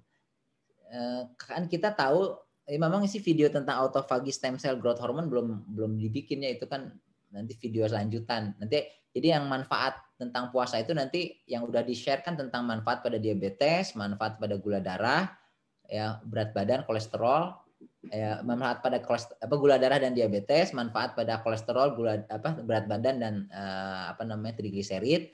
Terus nanti akan insya Allah Senin atau Selasa tuh ada video tentang manfaat puasa pada meningkatkan daya tahan tubuh. Nanti yang terakhir itu tentang manfaat puasa pada autophagy, stem cell dan growth hormone. Nah, secara teori kan bisa sebenarnya si sel-sel yang rusak itu diperbaiki karena tubuh punya mekanismenya.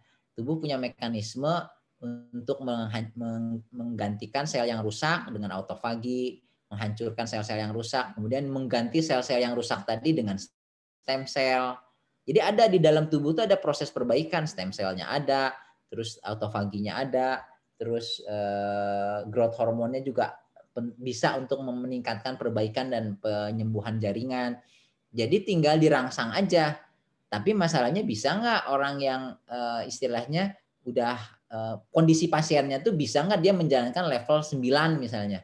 Kalau bisa ya alhamdulillah dia bisa coba jalanin level 9, nggak perlu takut malnutrisi karena kan level 9-nya paling seminggu sebulan sekali atau sebulan 2 kali. Ya, terus level 7-nya. Jadi itu tuh tergantung kondisi pasien masing-masing. Kalau saya sih sendiri, kalau saya pengen ke pasien yang perlu untuk level 9, dia nggak kuat, misalnya dia perlu banget mendapatkan manfaat level 9 gitu, itu tuh bisa misalnya dirawat, ya. Walaupun ini benar-benar harus diawasi sama dokter yang udah mempelajari intermittent fasting. Jadi udah pasiennya diinfus, cairannya tuh cuman cairan, nggak ada nutrisi, kemudian 3 hari nggak ada makanan masuk, tapi infusan masuk. Kalau ada keluhan mah dikasih obat mah, kalau ada keluhan sakit kepala dikasih obat sakit kepala, tapi nggak ada makanan masuk. Itu selama 3 hari itu lebih gampang, dia di rumah sakit aja, dia benar-benar ngejar manfaat puasa level 9-nya. Ya, itu tuh bisa. Jadi secara teori bisa, secara penelitian juga banyak bahwa puasa dengan ketosis nanti itu bisa memperbaiki sel-sel otak, meningkatkan. Jadi misalnya gini, kalau orang menggunakan, nanti ada videonya tuh belum udah jadi, tinggal udah direkam tapi belum diedit. Nah, itu tuh kalau misalnya itu memang materinya buat materi minggu keempat. Kalau orang pakai ketosis terus-terusan, orang pakai lemak terus-terusan, sering pakai lemak gitu, si lemak itu tuh akan merangsang yang namanya brain derived neurotrophic factor. Si brain derived neurotrophic factor itu meningkatkan sinaps antar sel saraf, sel-sel otak, meningkatkan meningkatkan jumlah mitokondria yang menghasilkan energi di dalam sel, menyebabkan sel-sel otak tuh bekerja lebih bagus, lebih efektif, lebih efisien dengan jumlah sel yang sama. Selnya tuh sama, tapi sambungan antara selnya tuh jadi lebih bagus, mitokondria di dalam selnya tuh jadi lebih bagus. Padahal jumlah selnya sama, jadi lebih efisien, lebih efektif kerjanya.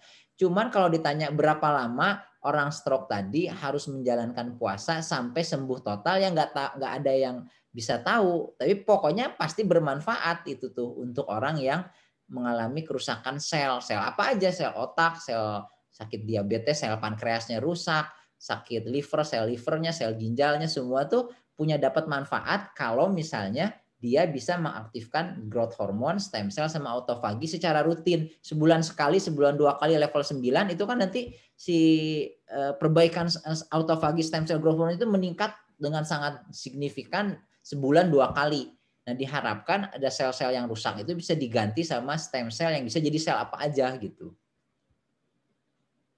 Ya itu mungkin Pak Bib. Baik dok, tambahan lainnya dok, perbedaan stem cell IF dengan terapi stem cell yang dibuat dari luar itu seperti apa dok? Kemudian apakah IF bisa memperbaiki struktur gen? Karena teori timbulnya penyakit adalah terjadi perubahan pada struktur atau komposisi gen. Masih dari Pak Asnawi dok. Kalau penelitian dari aspek genetik ya, maksudnya kalau orangnya udah punya gen misalnya, terapi stem cell dulu ya. Terapi stem cell itu kan mahal, ratusan juta biayanya. Dan juga baru sifatnya masih eksperimental dan untuk kasus-kasus tertentu memang sudah bisa dilakukan misalnya untuk stem sel jantung habis pasca serangan jantung, stem cell untuk sendi misalnya untuk yang osteoartritis yang berat itu bisa. Tapi baru tahapnya itu penelitiannya masih awal, kalaupun udah bisa diaplikasikan, bisa di center-center tertentu, harganya tuh mahal, ratusan juta lah gitu ya. Belum murah gitu. Dulu juga pengobatan tuh selalu mahal dulu, terus nanti makin lama makin murah. Nah, stem cell itu masih mahal sekarang. Jadi kalau mau terapi stem cell, itu perlu disiapkan biaya yang mahal. Ya, dan juga nggak dijamin berhasil. Nggak ada dokternya bakal ini dijamin bayar 500 juta, nanti pasti berhasil. Enggak, ya dicoba aja gitu. Nah kalau puasa kan gratis gitu, kita tinggal nggak makan, malah lebih hemat, nggak makan 3 hari, stem selnya meningkat. Nah nggak tahu stem selnya yang mana yang aktif. Nah masalahnya itu aja, stem selnya bakal meningkat, aktivitas stem sel itu udah diketahui meningkat pada saat kita berpuasa prolong fasting 24, 48, 30, 72 jam. Tapi ada beberapa penelitian yang paling menonjol peningkatannya itu sel saluran cerna ya, wajar kan saluran cerna paling banyak istirahatnya, nggak ngapa-ngapain karena nggak ada makanan masuk. Sel-sel imun juga udah 3 hari puasa tuh sel-sel imun tuh dikatakan benar-benar banyak sekali yang sel-sel yang baru karena stem selnya tuh banyak yang aktif. Tapi kalau misalnya kita liver misalnya belum ada penelitian khususnya bagaimana efek puasa terhadap sel-sel liver yang rusak. Tapi secara teori itu tuh bisa gitu. Dan nggak ada ruginya, aman-aman aja, nggak ada biaya khusus, tinggal dicoba aja dijalanin. Jadi untuk orang-orang yang punya sakit berat, saya sih sangat menyarankan melakukan level 9, dilatih gitu badannya. Itu tuh kayak yang impossible gitu ya, yang sangat sulit. Tapi sebenarnya kalau dengan latihan tuh bisa. Dan nggak perlu sering-sering kan, sebulan sekali, sebulan 2 kali juga udah cukup. Tapi kalau udah makin sering, kalau kita udah jalan level 9 5 tahun gitu, itu tuh nggak ada berat-beratnya ngejalanin level 9 tuh nanti tuh. Kalau orang udah ngejalanin si level 9-nya udah rutin, saya tuh minggu ke-1 ke-3 misalnya level 9 selama bertahun-tahun, nanti lama-lama tuh nggak ada beratnya. Kayak kita misalnya puasa Senin Kamis, kalau udah biasa kan nggak ada beratnya, puasa Senin Kamis tuh nggak terlalu berat lah. Tapi untuk orang yang pertama kali puasa Senin Kamis itu tuh kayak yang aduh capeknya minta ampun, laparnya minta ampun, godaannya sangat besar. Tapi kalau orang udah terbiasa bertahun-tahun puasa Senin Kamis kan nggak berat. Puasa Daud juga nggak berat gitu kalau udah biasa. Nah itu juga puasa level 9 juga nggak berat, tapi manfaatnya itu sangat banyak, terutama untuk yang punya penyakit-penyakit yang berat gitu, yang mengganggu sekali gitu, sakit kepala nggak hilang-hilang, udah ke dokter mana-mana nggak ada ketemu penyakitnya, terus sering-sering minum obat, itu tuh mungkin dengan perbaikan sel-sel stem cell puasa level 9 itu stem selnya meningkat, sel-sel yang rusak, sel di otak yang error, yang gampang sakit kepala itu mungkin bisa digantikan. Cuman kita nggak bisa pakai target berapa lama, berapa minggu, berapa bulan, berapa tahun saya harus jalanin level 9 ini untuk dapat manfaat untuk menyembuhkan penyakit yang dideritanya tadi gitu. Itu kalau stem cell ya. Terus yang kedua itu tentang apa ya? Bedanya stem cell terapi sama peningkatan stem cell karena puasa. Ini dok, yang tadi apakah IF bisa memperbaiki struktur gen dok? Struktur gen tuh sampai sekarang tuh secara teoritis tuh agak susah. Misalnya gini, ada orang misalnya punya genetik buta warna gitu ya. Jadi secara genetik tuh di seluruh selnya itu tuh ada gen yang error sehingga dia tuh jadi buta warna, nggak bisa ngelihat warna-warna tertentu gitu. Itu tuh secara teoritis tuh agak susah gitu. Karena gen awal lahirnya aja tuh udah buta warna. Terus kita dengan berpuasa pengen jadi buta warnanya sembuh gitu. Ya itu tuh agak susah. Kalau secara teori sih saya nggak bisa nggak ngelihat kemungkinannya tuh seperti gimana gitu. Tapi kalau misalnya kerusakan genetik karena radikal bebas misalnya, karena sel-sel kanker kan kayak gitu. Jadi misalnya kita tuh selnya tuh waktu lahir tuh sel saluran cerna kita tuh nggak error gitu, bagus semua. Si sel-selnya secara genetik, materi genetiknya tuh normal aja. Semua sel di badan kita termasuk sel-sel di saluran cerna kita tuh materi genetiknya tuh normal. Terus terpapar radikal bebas, makan pengawet, pestisida, airnya pakai ada mikroplastik karena minum galon, terus minum air galon terus-terusan, terus juga BPA karena air galonnya kena sinar matahari dalam perjalanan, kan itu ada tuh videonya. Itu terus bertahun-tahun kayak gitu, ada sel-selnya itu kan masuk ke saluran cerna, kemudian si radikal bebas itu tuh terus gitu ngerusak si saluran cernanya. Sementara kita nggak minum airnya air biasa, bukan minum air hidrogen yang punya efek proteksi terhadap radikal bebas tadi. Lama-lama kan si selnya tuh rusak. Si sel-sel yang di saluran cerna itu ada yang rusak, materi genetiknya tuh rusak. Jadi nanti dia tuh jadi nggak bisa dikendalikan pertumbuhannya. Jadi si sel kanker itu tuh terjadi karena si sel yang tadinya normal terus terangsang dirusak terus-terusan secara paparan dari rokok, dari itu lama-lama materi genetiknya tuh rusak, DNA-nya tuh jadi rusak, akhirnya si selnya tuh tidak terkendali pertumbuhannya tuh. Nah itu kan yang disebut kerusakan genetik. Nah apakah itu bisa diperbaiki dengan puasa? Secara teori kan bisa, karena kan sel-sel yang lain kan normal. Awalnya tuh selnya tuh nggak seperti itu. Kalau kita misalnya makan, kita berpuasa, nanti si puasa tuh meningkatkan proses autofagi. Autofagi itu melihat ini ada sel yang baru bakal jadi sel kanker, baru kelihatan prakanker disebutnya tuh. Oh dia ngelihat karena dia nggak ada si saluran cernanya istirahat nih. Misalnya ada sel prakanker di saluran di usus besar kita. Ya, kalau kita rajin berpuasa, ada waktu tuh ketika nggak ada makanan masuk, tubuhnya saluran cernanya lagi istirahat, terus kemungkinan si autofaginya tuh dirangsang dengan puasa tadi jadi meningkat, dia tuh ngelihat, oh ini ada sel-sel prakanker nih, ini selnya ngaco nih, nggak sama sel-sel saluran cerna yang lain, ada yang error, DNA-nya ada yang rusak gitu. Dia tuh langsung ambil si sel prakankernya, langsung dihancurin, si bahan materialnya itu masih bisa dipakai buat ngebangun sel-sel baru lagi. Nah, sel-sel yang tadi kan itu pasti ada sel yang dihancurkan.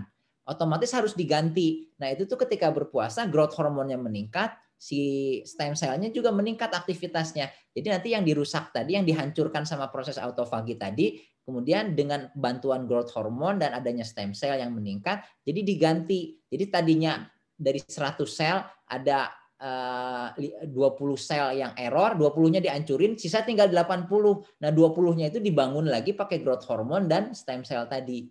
Jadi secara teori itu kalau rusaknya gara-gara proses dari kita kecil, kemudian karena radikal bebas rusak, itu masih bisa diperbaiki dengan intermittent fasting.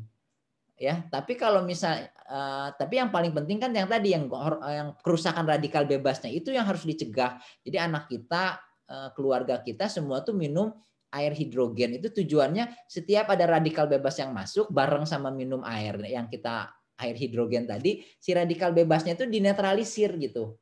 Kalau itu berlangsung puluhan tahun kayak gitu kan risiko kena penyakit jadi sangat kecil. Nah, itu yang penting. Tapi kalau misalnya udah ada yang rusak, nah itu tuh puasa itu diharapkan bisa men-screening, membersihkan sel-sel yang rusak tadi, menggantinya dengan sel yang baru. Gitu. Mungkin gitu, Habib. Baik dok.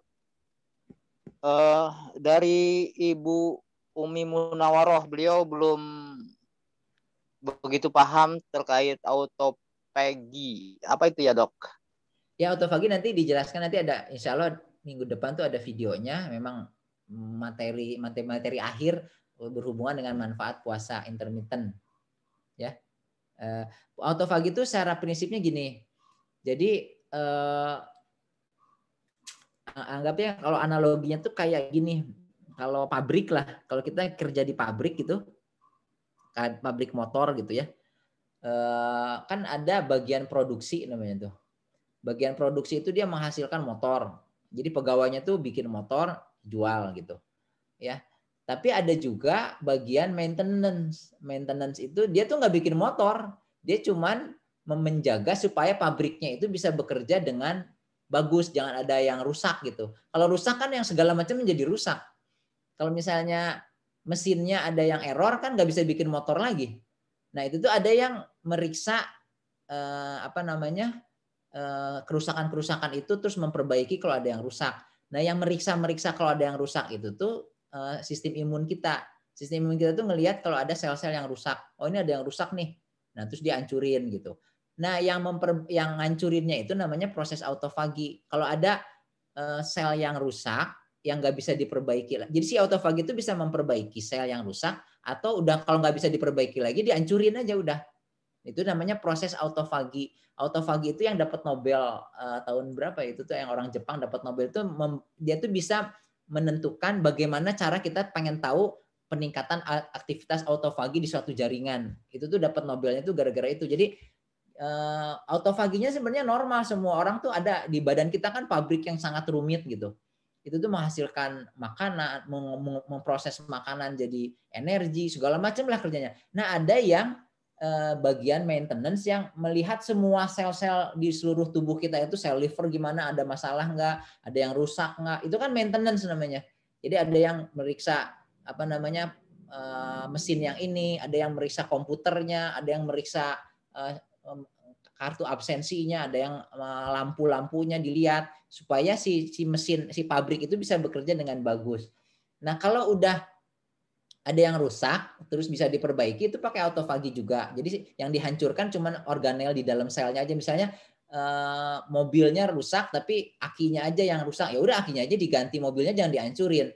Tapi ada yang udah hancur-hancuran banget, udah terlalu tua, mau diganti apa juga nggak benar, ya udah dihancurin si selnya itu. Nah itu dihancurinnya pakai autofagi. Jadi autofagi itu proses di mana tubuh tuh mengenali ada bagian sel-sel yang di seluruh tubuh itu ada yang rusak, kemudian dia memperbaikinya, menangkapnya, istilahnya kalau autofagi itu dimakan gitu. Kalau udah nggak bisa diperbaiki, dimakan aja gitu. Si selnya tuh udah ada autofagosom namanya. Jadi si sel tadi itu tiba-tiba dihancurin, kemudian dimakan, kemudian itu tuh supaya kenapa harus dilokalisir supaya kalau misalnya dihancurin di sekitar sel itu nanti bakal bikin peradangan di sekitar selnya. Makanya si sel yang rusak itu tuh dilokalisir dulu, baru dihancurin di dalam si autofagosomnya.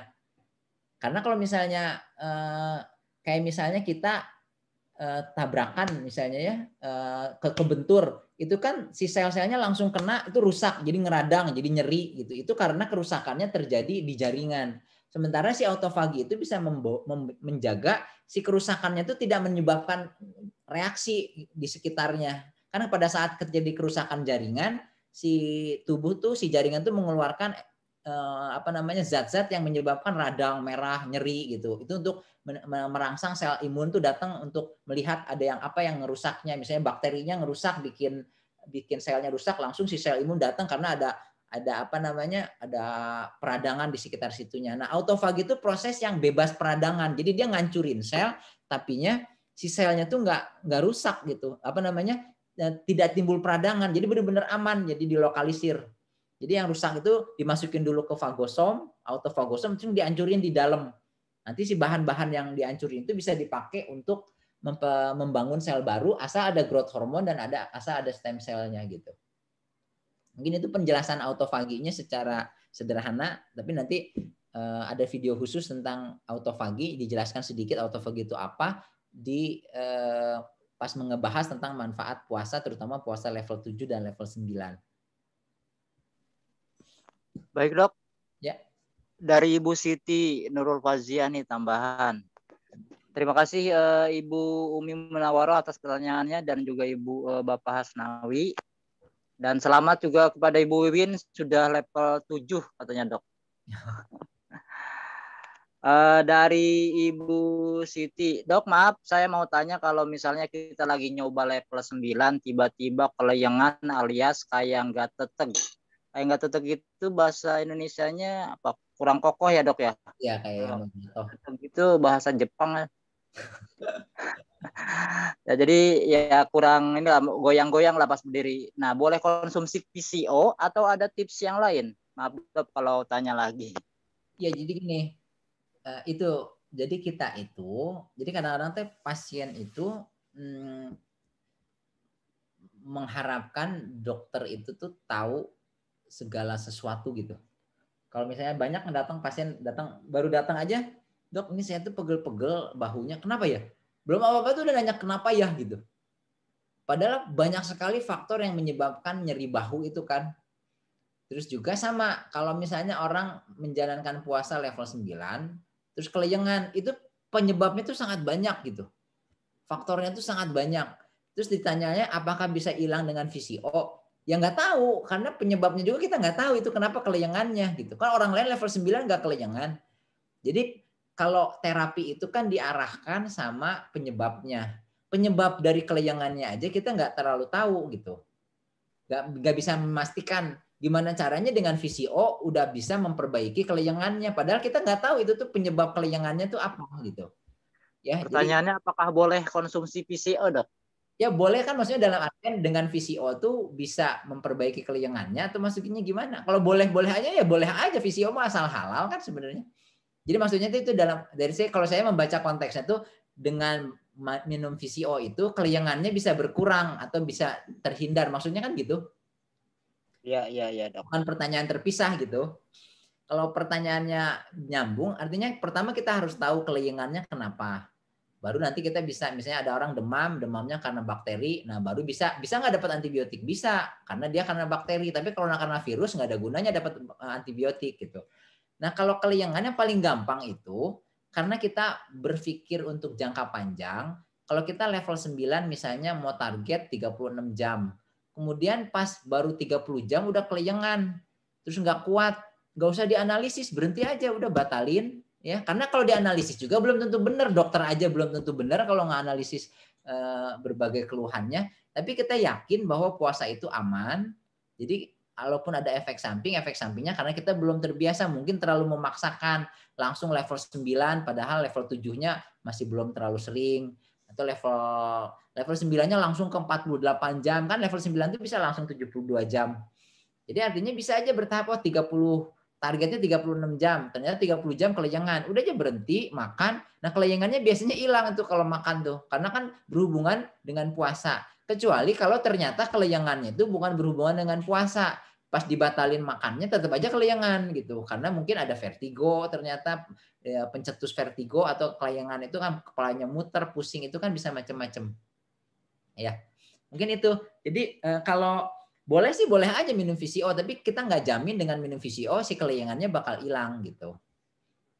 Tapi ya intinya mah pelan-pelan aja gitu. Kalau misalnya level 9 jadi keleyengan, ya level 9-nya dikurangin dulu 30 jam, nanti minggu depan baru naikin 32 jam. Kan kita mau ngejalanin si level 7, level 9 ini tuh untuk seumur hidup kalau bisa. Sebulan sekali lah level 9. Jadi nggak usah buru-buru harus segera dalam 6 minggu, dalam target kursus IF sebulan tuh harus udah bisa gitu.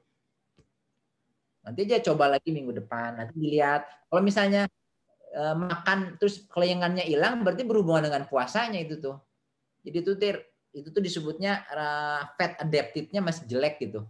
Adaptasi lemaknya tuh masih jelek, sehingga ketika butuh lemak untuk sebagai energi dia belum terbiasa. Jadi akhirnya timbul si otaknya tuh belum efisien menggunakan lemak sebagai energi. Yuk. Baik Dok, ada yang raise hand nih Pak Rama. Yuk Pak silakan. Rama, silakan Pak Rama dibuka mic-nya.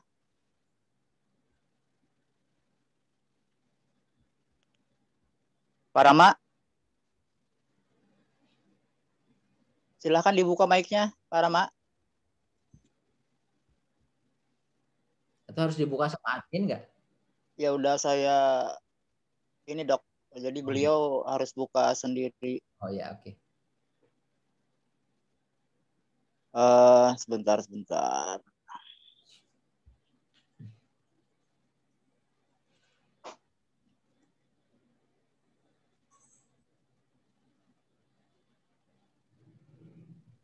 Halo Dokter Andi. Yuk, Pak.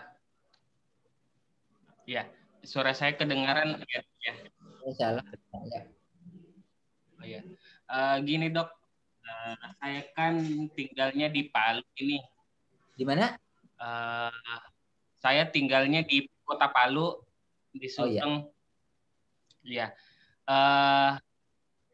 Saya ingin tahu kira-kira untuk mendapatkan air hidrogen itu, air minum hidrogen itu, apakah ada produsen tertentu atau bagaimana dok? Kira-kira. Maksud saya kalau di kota besar kan mungkin gampang dapetinnya karena yang produksi banyak mungkin. Tapi kalau di kota kecil seperti di Palu ini, apakah bisa kita mendapatkan air hidrogen itu seperti itu dok? Mungkin. Oh iya. Kalau air hidrogen bisa tumblernya itu isi air hidrogen itu bisa diperoleh dengan mesin water ionizer. Itu di materi cara memperoleh air hidrogen tuh. Tumbler hidrogen atau dengan mesin water ionizer. Mesin water ionizer itu yang bagus di Indonesia itu yang masuk tuh baru 2, mesin Kangen Water sama mesin Life Water. Nah, yang bagus itu yang kita rekomendasikan dari ruang dokter itu yang Life Water karena dia bisa langsung dari keran. Jadi nggak perlu lagi minum air dari galon yang berisiko mengandung mikroplastik. Jadi mengurangi setidaknya radikal bebas.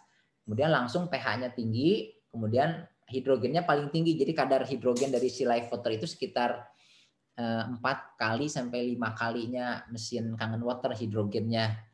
Nah, tapi itu lumayan mahal, harganya sekitar 23 jutaan. Tapi bisa dipakai untuk 5 tahun ke depan gitu, sampai 10 tahun lah kalau mesin-mesin water ionizer.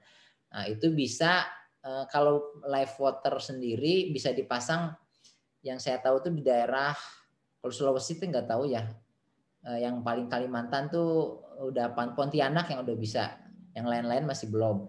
Terus kalau yang paling gampang, yang paling murah, yang dengan tumbler hidrogen. Tumbler hidrogen itu alat yang pakai listrik yang bisa mengubah air yang biasa kita minum jadi air kayak hidrogen. Nah, itu bisa diatur pH-nya tinggi atau pH-nya normal. Itu tergantung kita keperluannya pengennya gimana. Kalau misalnya pengen pH-nya naik juga, nanti pakai alkaline ball namanya. Nah, itu harganya tuh, jadi kalau tumbler banyak di Indonesia tuh udah ada sekitar mungkin lebih dari 10 merek ya. Tapi yang kita rekomendasiin itu ada 2. Yang pertama tumbler hidrogen Trifinity, itu harganya yang paling ekonomis. Terus juga dia bisa ngerubah pH jadi alkali dan harganya cuma sekitar 1.300.000-an. Itu, tapi ada satu lagi yang bagus juga namanya hidrogen fountain, itu relatif lebih mahal sekitar 4 jutaan. Itu bisa inhalasi, jadi hidrogennya bisa masuk sebagai gas masuk ke saluran nafas, tapi harganya lebih mahal. Tapi dia juga kekurangannya dia apa namanya, naikin pH jadi alkalinya perlu waktu yang cukup lama. Kalau yang Trifinity itu sekitar 3 menit 5 menit itu udah beres. Kalau yang itu butuh setengah jam. Nah, itu semuanya alat mesin tumbler hidrogen, Trifinity dan hidrogen fountain sama si Life Water itu bisa diperoleh lewat admin Sakinah TV atau admin ruang dokter. Itu sebagian keuntungan profitnya juga akan di-share untuk kegiatan dakwah Sakinah TV dan apa namanya, program sedekah beras Jumat dari tim ruang dokter. Jadi itu yang kalau misalnya itu tinggal hubungin admin aja nanti dikirim. Kita juga banyak kok yang dikirim ke Kalimantan, ke Medan, ke berbagai kota di seluruh Indonesia. Itu kalau tumblernya bisa, paling ongkir aja, nanti belum termasuk ongkir. Harganya 1.300.000. Kalau nggak salah ada diskon saya juga selama ini saya lupa ada diskonnya tuh, kalau beli 2 dapat berapa. Coba nanti tanyain aja ke adminnya. Itu kalau selama masih mengikuti pelatihan itu harganya jadi 1.200.000 kalau nggak salah. Atau beli 2 jadi 1.100.000, saya juga nggak ingat, tapi adminnya inget deh. Coba aja hubungin admin Sakinah TV atau admin ruang dokter, nanti bisa diatur pengirimannya. Jadi mau yang mana terserah, bisa tumbler Trifinity, bisa tumbler hidrogen fountain yang 4.500.000 kalau nggak salah, 4.200.000. Kalau Trifinity itu 1.300.000, atau yang mesin water ionizer yang 23 jutaan. Tapi kalau mesin water ionizer cuma di Jabodetabek, kota-kota besar lah, Semarang, Medan, Surabaya, Pontianak, Bandung bisa. Daerah Jawa Barat masih bisa lah gitu. Oke, Pak Rama, mungkin itu. Nanti Baik, Pak Rama, nanti kontak nanti aja admin ruang dokter atau admin sakit hati nanti. ya, baik Pak Rama, nanti bisa ditanyakan juga mungkin di Iya Pak Rama.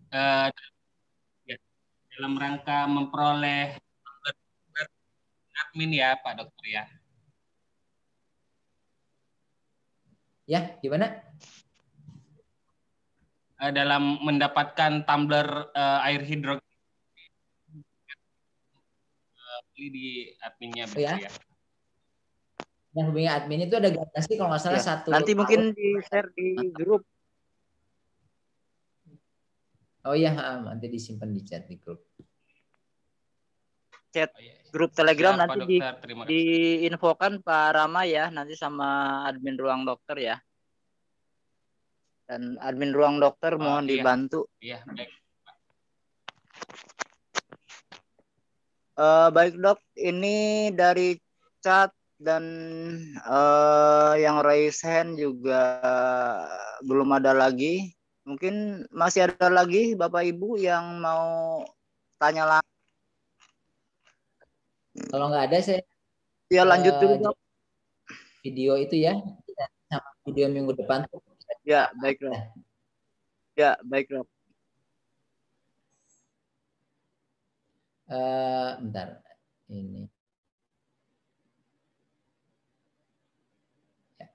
Jadi nanti itu yang video minggu ketiga kan udah beres ya, minggu kedua, minggu ketiga itu yang kemarin itu video yang membahas tentang video ke 13-15 menit itu pola hidup sehat yang ideal, intermittent fasting dan air hidrogen. Jadi kalau bisa sih jangka panjang itu selain menjalankan puasa intermittent, kita juga mengganti air yang biasa kita minum dengan air hidrogen. Karena air hidrogen itu banyak sekali manfaatnya, terutama untuk menetralisir radikal bebas yang merupakan sumber dari banyak sekali penyakit. Ya, jadi kalau kombinasi itu kan sangat gampang. Puasa itu sangat mudah, murah, alami, sesuai fitrah. Kemudian juga banyak manfaatnya. Air hidrogen juga ini cuma minum aja. Tiap hari kita memang harus minum. Dan airnya tinggal kita ganti dengan air hidrogen. Itu dua pola hidup sehat yang itu tuh sangat efektif kalau misalnya bisa dijalankan jangka panjang, dan memang bisa dijalankan jangka panjang, tapi banyak yang cuman fokus ke puasa intermittennya aja. Ada juga orang-orang yang fokus cuman ke air hidrogennya aja.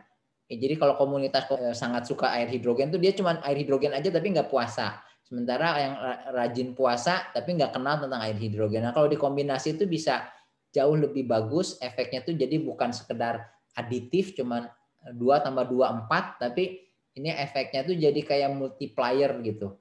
Karena air hidrogen sama si puasa ini 2 sama 2 nilainya bisa jadi 8, bisa jadi 16 gitu karena dua-duanya tuh digabungkan. Terus yang ke video ke-14 itu tentang 19 menit itu tentang mengapa orang jatuh sakit dan solusinya. Itu tuh penting sekali difahami, kenapa sih kita tuh dulu sehat, kenapa sekarang jadi gula, dulu sehat, kenapa sekarang darah tinggi, dulu sehat, kenapa sekarang kena penyakit autoimun gitu.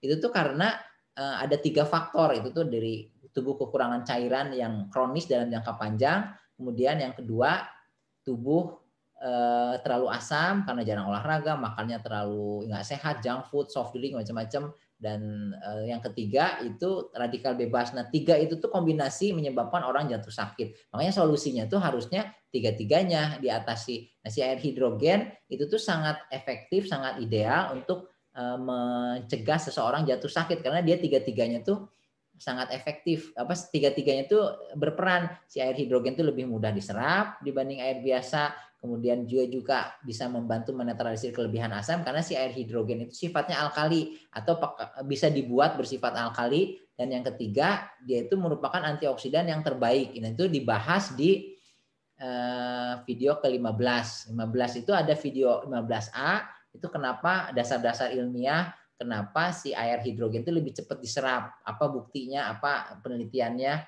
kemudian kenapa air yang sifatnya alkali juga bermanfaat sekali buat banyak sekali penyakit, itu nanti dibahas penelitian-penelitiannya. Kemudian yang 15B itu terutama tentang radikal bebas, peranannya dalam program pencegahan penyakit, jadi kita harus bisa menetralisir radikal bebas, kemudian kelebihan-kelebihan hidrogen sebagai antioksidan dibandingkan antioksidan yang biasa kita konsumsi. Biasanya kita merasa tenang dengan minum vitamin C, vitamin E, vitamin A, coenzim Q10 sebagai antioksidan. Padahal itu banyak sekali kekurangannya yang bisa ditutupi kalau kita menggantikan si antioksidannya dengan air hidrogen tadi. Karena air hidrogen juga sangat ideal untuk radikal bebas. Karena radikal bebas kan kita terpapar dari bangun tidur sampai tidur lagi. Sementara air hidrogen kita bisa minum dari bangun tidur sampai tidur lagi. Jadi perlindungannya itu sepanjang hari. Nah, kalau kita minum multivitamin kan kita nggak mungkin minum sepanjang hari. Kita paling minum pagi doang gitu. Besok minum lagi. Tapi nggak bisa minumnya sepanjang hari antioksidan. Dan yang antioksidan yang paling ideal itu yang bisa bikin sendiri di rumah. Udah paling bagus, bisa bikin sendiri lagi di rumah pakai tumbler, pakai mesin water ionizer. Jadi kita bisa bikin punya pabrik antioksidan sendiri di rumah. Makanya bisa digunakan dalam jangka panjang. Itu dijelaskan di video 15B. Video 16 itu tentang manfaat, udah masuk manfaat-manfaat IF untuk pencegahan dan pengobatan diabetes. Kenapa si IF itu walaupun kita makan nggak dikurangin, kita makannya tetap 3 kali, kok gulanya bisa bagus? Apa dasarnya? Kalau kita ngerti, kita tuh bisa lebih yakin, dan juga ketika kita pengen puasa lebih panjang juga jadi lebih istilahnya lebih pede, lebih mantap, lebih termotivasi. Karena kan kalau saya makin lama puasanya, makin banyak manfaat untuk gulanya, pencegahan gulanya maupun pengobatan gulanya. Kemudian masih dalam hubungannya dengan insulin yang nanti dibahas di video ke-16 tuh 19 menit. Di video ke-17 itu tentang manfaat intermittent fasting untuk perbaikan profil lipid. Profil lipid itu kayak kolesterol, trigliserid, peningkatan kolesterol baik kayak HDL, penurunan kolesterol jelek atau LDL. Itu tuh banyak sekali manfaat dari si puasa itu untuk profil lemak ya. Nah, dan nanti untuk menurunkan berat badan. Itu nanti bisa difahami biar kitanya juga bisa memodifikasi, kalau gini sih kayak nanti segini jam 2 aja. Karena kita tahu mekanismenya dan kita nerangin ke orang juga untuk mengajak orang untuk puasa intermittent juga jadi lebih istilahnya lebih fasih lah, lebih ngerti karena mekanismenya kita ngerti juga gitu. Nah, nanti video-video yang buat minggu keempat itu nanti silakan aja mau nanya, kalau belum nonton semua, nonton satu-satu, itu ngerunut biar sesuai dengan pola pikir dari intermittent fasting dari awal sampai nanti terapi air dan sebagainya. Nanti minggu terakhir itu nanti ada beberapa video yang rencananya dibuat, yang udah dibuat, yang tinggal di-share, nanti diperbaiki dulu, itu tentang manfaat puasa untuk untuk ini untuk sel, untuk otak, untuk kerja otak ya. Itu yang video ke-18. Video ke-19 tuh manfaat untuk menangani stres, mengelola stres lebih baik. Itu nanti masih berhubungan dengan otak tapi khusus untuk masalah gangguan psikiater, untuk masalah manajemen stres psikis. Sementara yang otak itu nanti bagaimana otaknya bisa lebih kerja lebih bagus, lebih seger, lebih ini dalam hal hubungannya dengan fat adaptation atau adaptasi lemak. Dan yang video ke-18, 19 itu kemudian nanti ada video manfaat puasa intermittent untuk peningkatan daya tahan tubuh. Itu karena sangat tren kan, karena sejak adanya COVID semua orang pengen ningkatin daya tahan tubuh. Banyak yang takut, ini saya takut kena COVID, apakah saya puasa atau enggak? Malah sebaliknya, dengan berpuasa tuh kita bisa meningkat daya tahan tubuhnya. Kalau makin lama puasanya makin bagus, makin teratur, makin rutin, makin reguler puasanya itu makin bagus daya tahan tubuhnya. Nah, itu di level itu di video selanjutnya. Tapi nanti juga ada video manfaat air hidrogen untuk sistem imun, karena masih nyambung hubungan. Jadi kalau itu nanti dijelasin tentang air hidrogen, khususnya penelitian nanti juga dibahas penelitian hidrogen pada COVID ya. Jadi air hidrogen itu ada penelitiannya khusus pada pasien-pasien COVID, manfaatnya pada paru-parunya, pada daya tahan tubuhnya, macam-macamnya itu ada yang udah ada penelitiannya. Terus nanti ada juga materi penutup terakhir tentang kesimpulan secara keseluruhan. Kemudian juga nanti kalau sempat sih memang ada video lagi tentang level genap secara singkat manfaat masing-masing level. Yang kedua yang minum air mah udah ya. Level 4 yang makannya nggak buru-buru, dikunyah yang lama, tidak sambil duduk tuh ada manfaat secara ilmiahnya apa. Kemudian level 6 itu yang makan sebelum makan hanya kalau lapar berhenti kalau kenyang, itu udah dibahas di video hormon lapar dan hormon kenyang. Kemudian nanti level 8 fasted exercise. Nanti ada video insya Allah tentang fasted exercise. Apa sih manfaatnya, bagaimana menjalankannya, bagaimana modifikasinya, dan manfaat-manfaat dalam hubungannya dengan optimalisasi puasa intermittent. Mungkin itu, Apip. Ini dari Pak Hasnawi, Yuk. Dokter. Ya, silakan. Saya terbiasa puasa Senin Kamis. 2 minggu terakhir puasa Senin Kamisnya hitung makannya 1 kali 24 jam selama puasa. Timbul nyeri ulu hati pada posisi tidur terlentang atau sujud. Sudah ke dokter digestif, di USG, EKG, periksa darah rutin dan CA19 normal. Olahraga juga tidak terganggu. Gejala itu timbul setelah IF 24 jam tersebut saya mulai. Apakah gejala yang saya rasakan bisa karena IF tersebut, Dok? Ya, bisa aja, karena kan kalau orang yang nggak bisa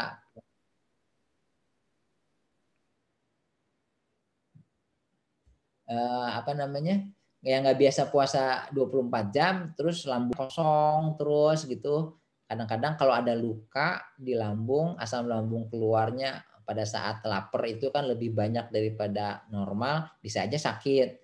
Cara nentuinnya apakah berhubungan dengan IF atau enggak, ya nanti cobain aja. Kalau misalnya kita puasa 24 jamnya di stop, apakah misalnya sekarang nggak puasa IF 20, biasanya hari Senin puasa IF 24 jam, hari Kamis juga, terus setiap kali puasa yang intermittent fasting program IF 24 jam selalu sakit ulu hatinya, terus coba nggak jalanin, kalau sakitnya hilang berarti berhubungan dengan puasanya. Kalau itu tuh bisa dua kemungkinan, itu bisa kalau orangnya tadinya sebelumnya nggak punya sakit mah, itu bisa penyesuaian aja karena orangnya belum terbiasa berpuasa. Tapi kalau punya luka di lambung, itu terus berpuasa 14 jam, 16 jam, 18 jam, 24 jam, itu jadi nyeri ulu hati, itu biasanya harus disembuhin dulu lukanya. Kalau enggak nanti dipaksain juga nggak akan bisa lama. Karena kalau ada luka lambung itu, ketika kita nggak makan kan asam lambung ketika ngelihat makanan keluar. Nah itu tuh kalau asam lambung keluar dan ada luka di lambungnya sementara makanan belum masuk, itu si asam lambungnya bisa kena ke luka di lambungnya gitu. Tapi kalau USG-nya bagus, sudah normal, berarti kan nggak ada masalah yang berbahaya, rekam jantung juga bagus. Jadi kemungkinan sih memang masalahnya di lambung aja.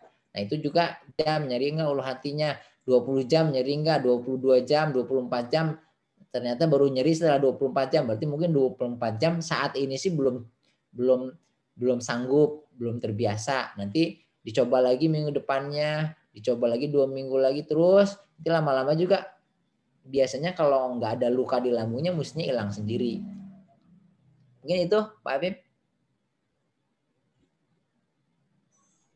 Baik, Dok. Belum ada lagi pertanyaan, Dok? Kayaknya udah jam 3. Sudah jam 3 udah ya? mau asar di Karawang. Baik, kita tutup aja. Baik. Oke. Baik Bapak Ibu yang insya Allah selalu sehat semua dengan menjalankan IF, terus semangat dengan berbagai macam levelnya. Kami tunggu pertanyaan. Silakan boleh sambil bertanya di grup. Kemudian silakan juga video-videonya dipelajari dan insya Allah video recordnya akan segera dikirim ke grup Bapak Ibu ya. Jadi memang perjuangan kadang-kadang masih ada aja yang minta di japri, padahal ratusan saya japri itu untuk acara kirim link Zoom aja, nanti untuk lain-lainnya seperti materi dan pertanyaan-pertanyaan tambahan bisa di grup Telegram. Insya Allah kita akan bertemu kembali di pekan depan. Semoga Bapak Ibu bisa terus sama. Baik, terima kasih dokter. Yuk. Kita tutup. Wassalamualaikum warahmatullahi wabarakatuh. Waalaikumsalam.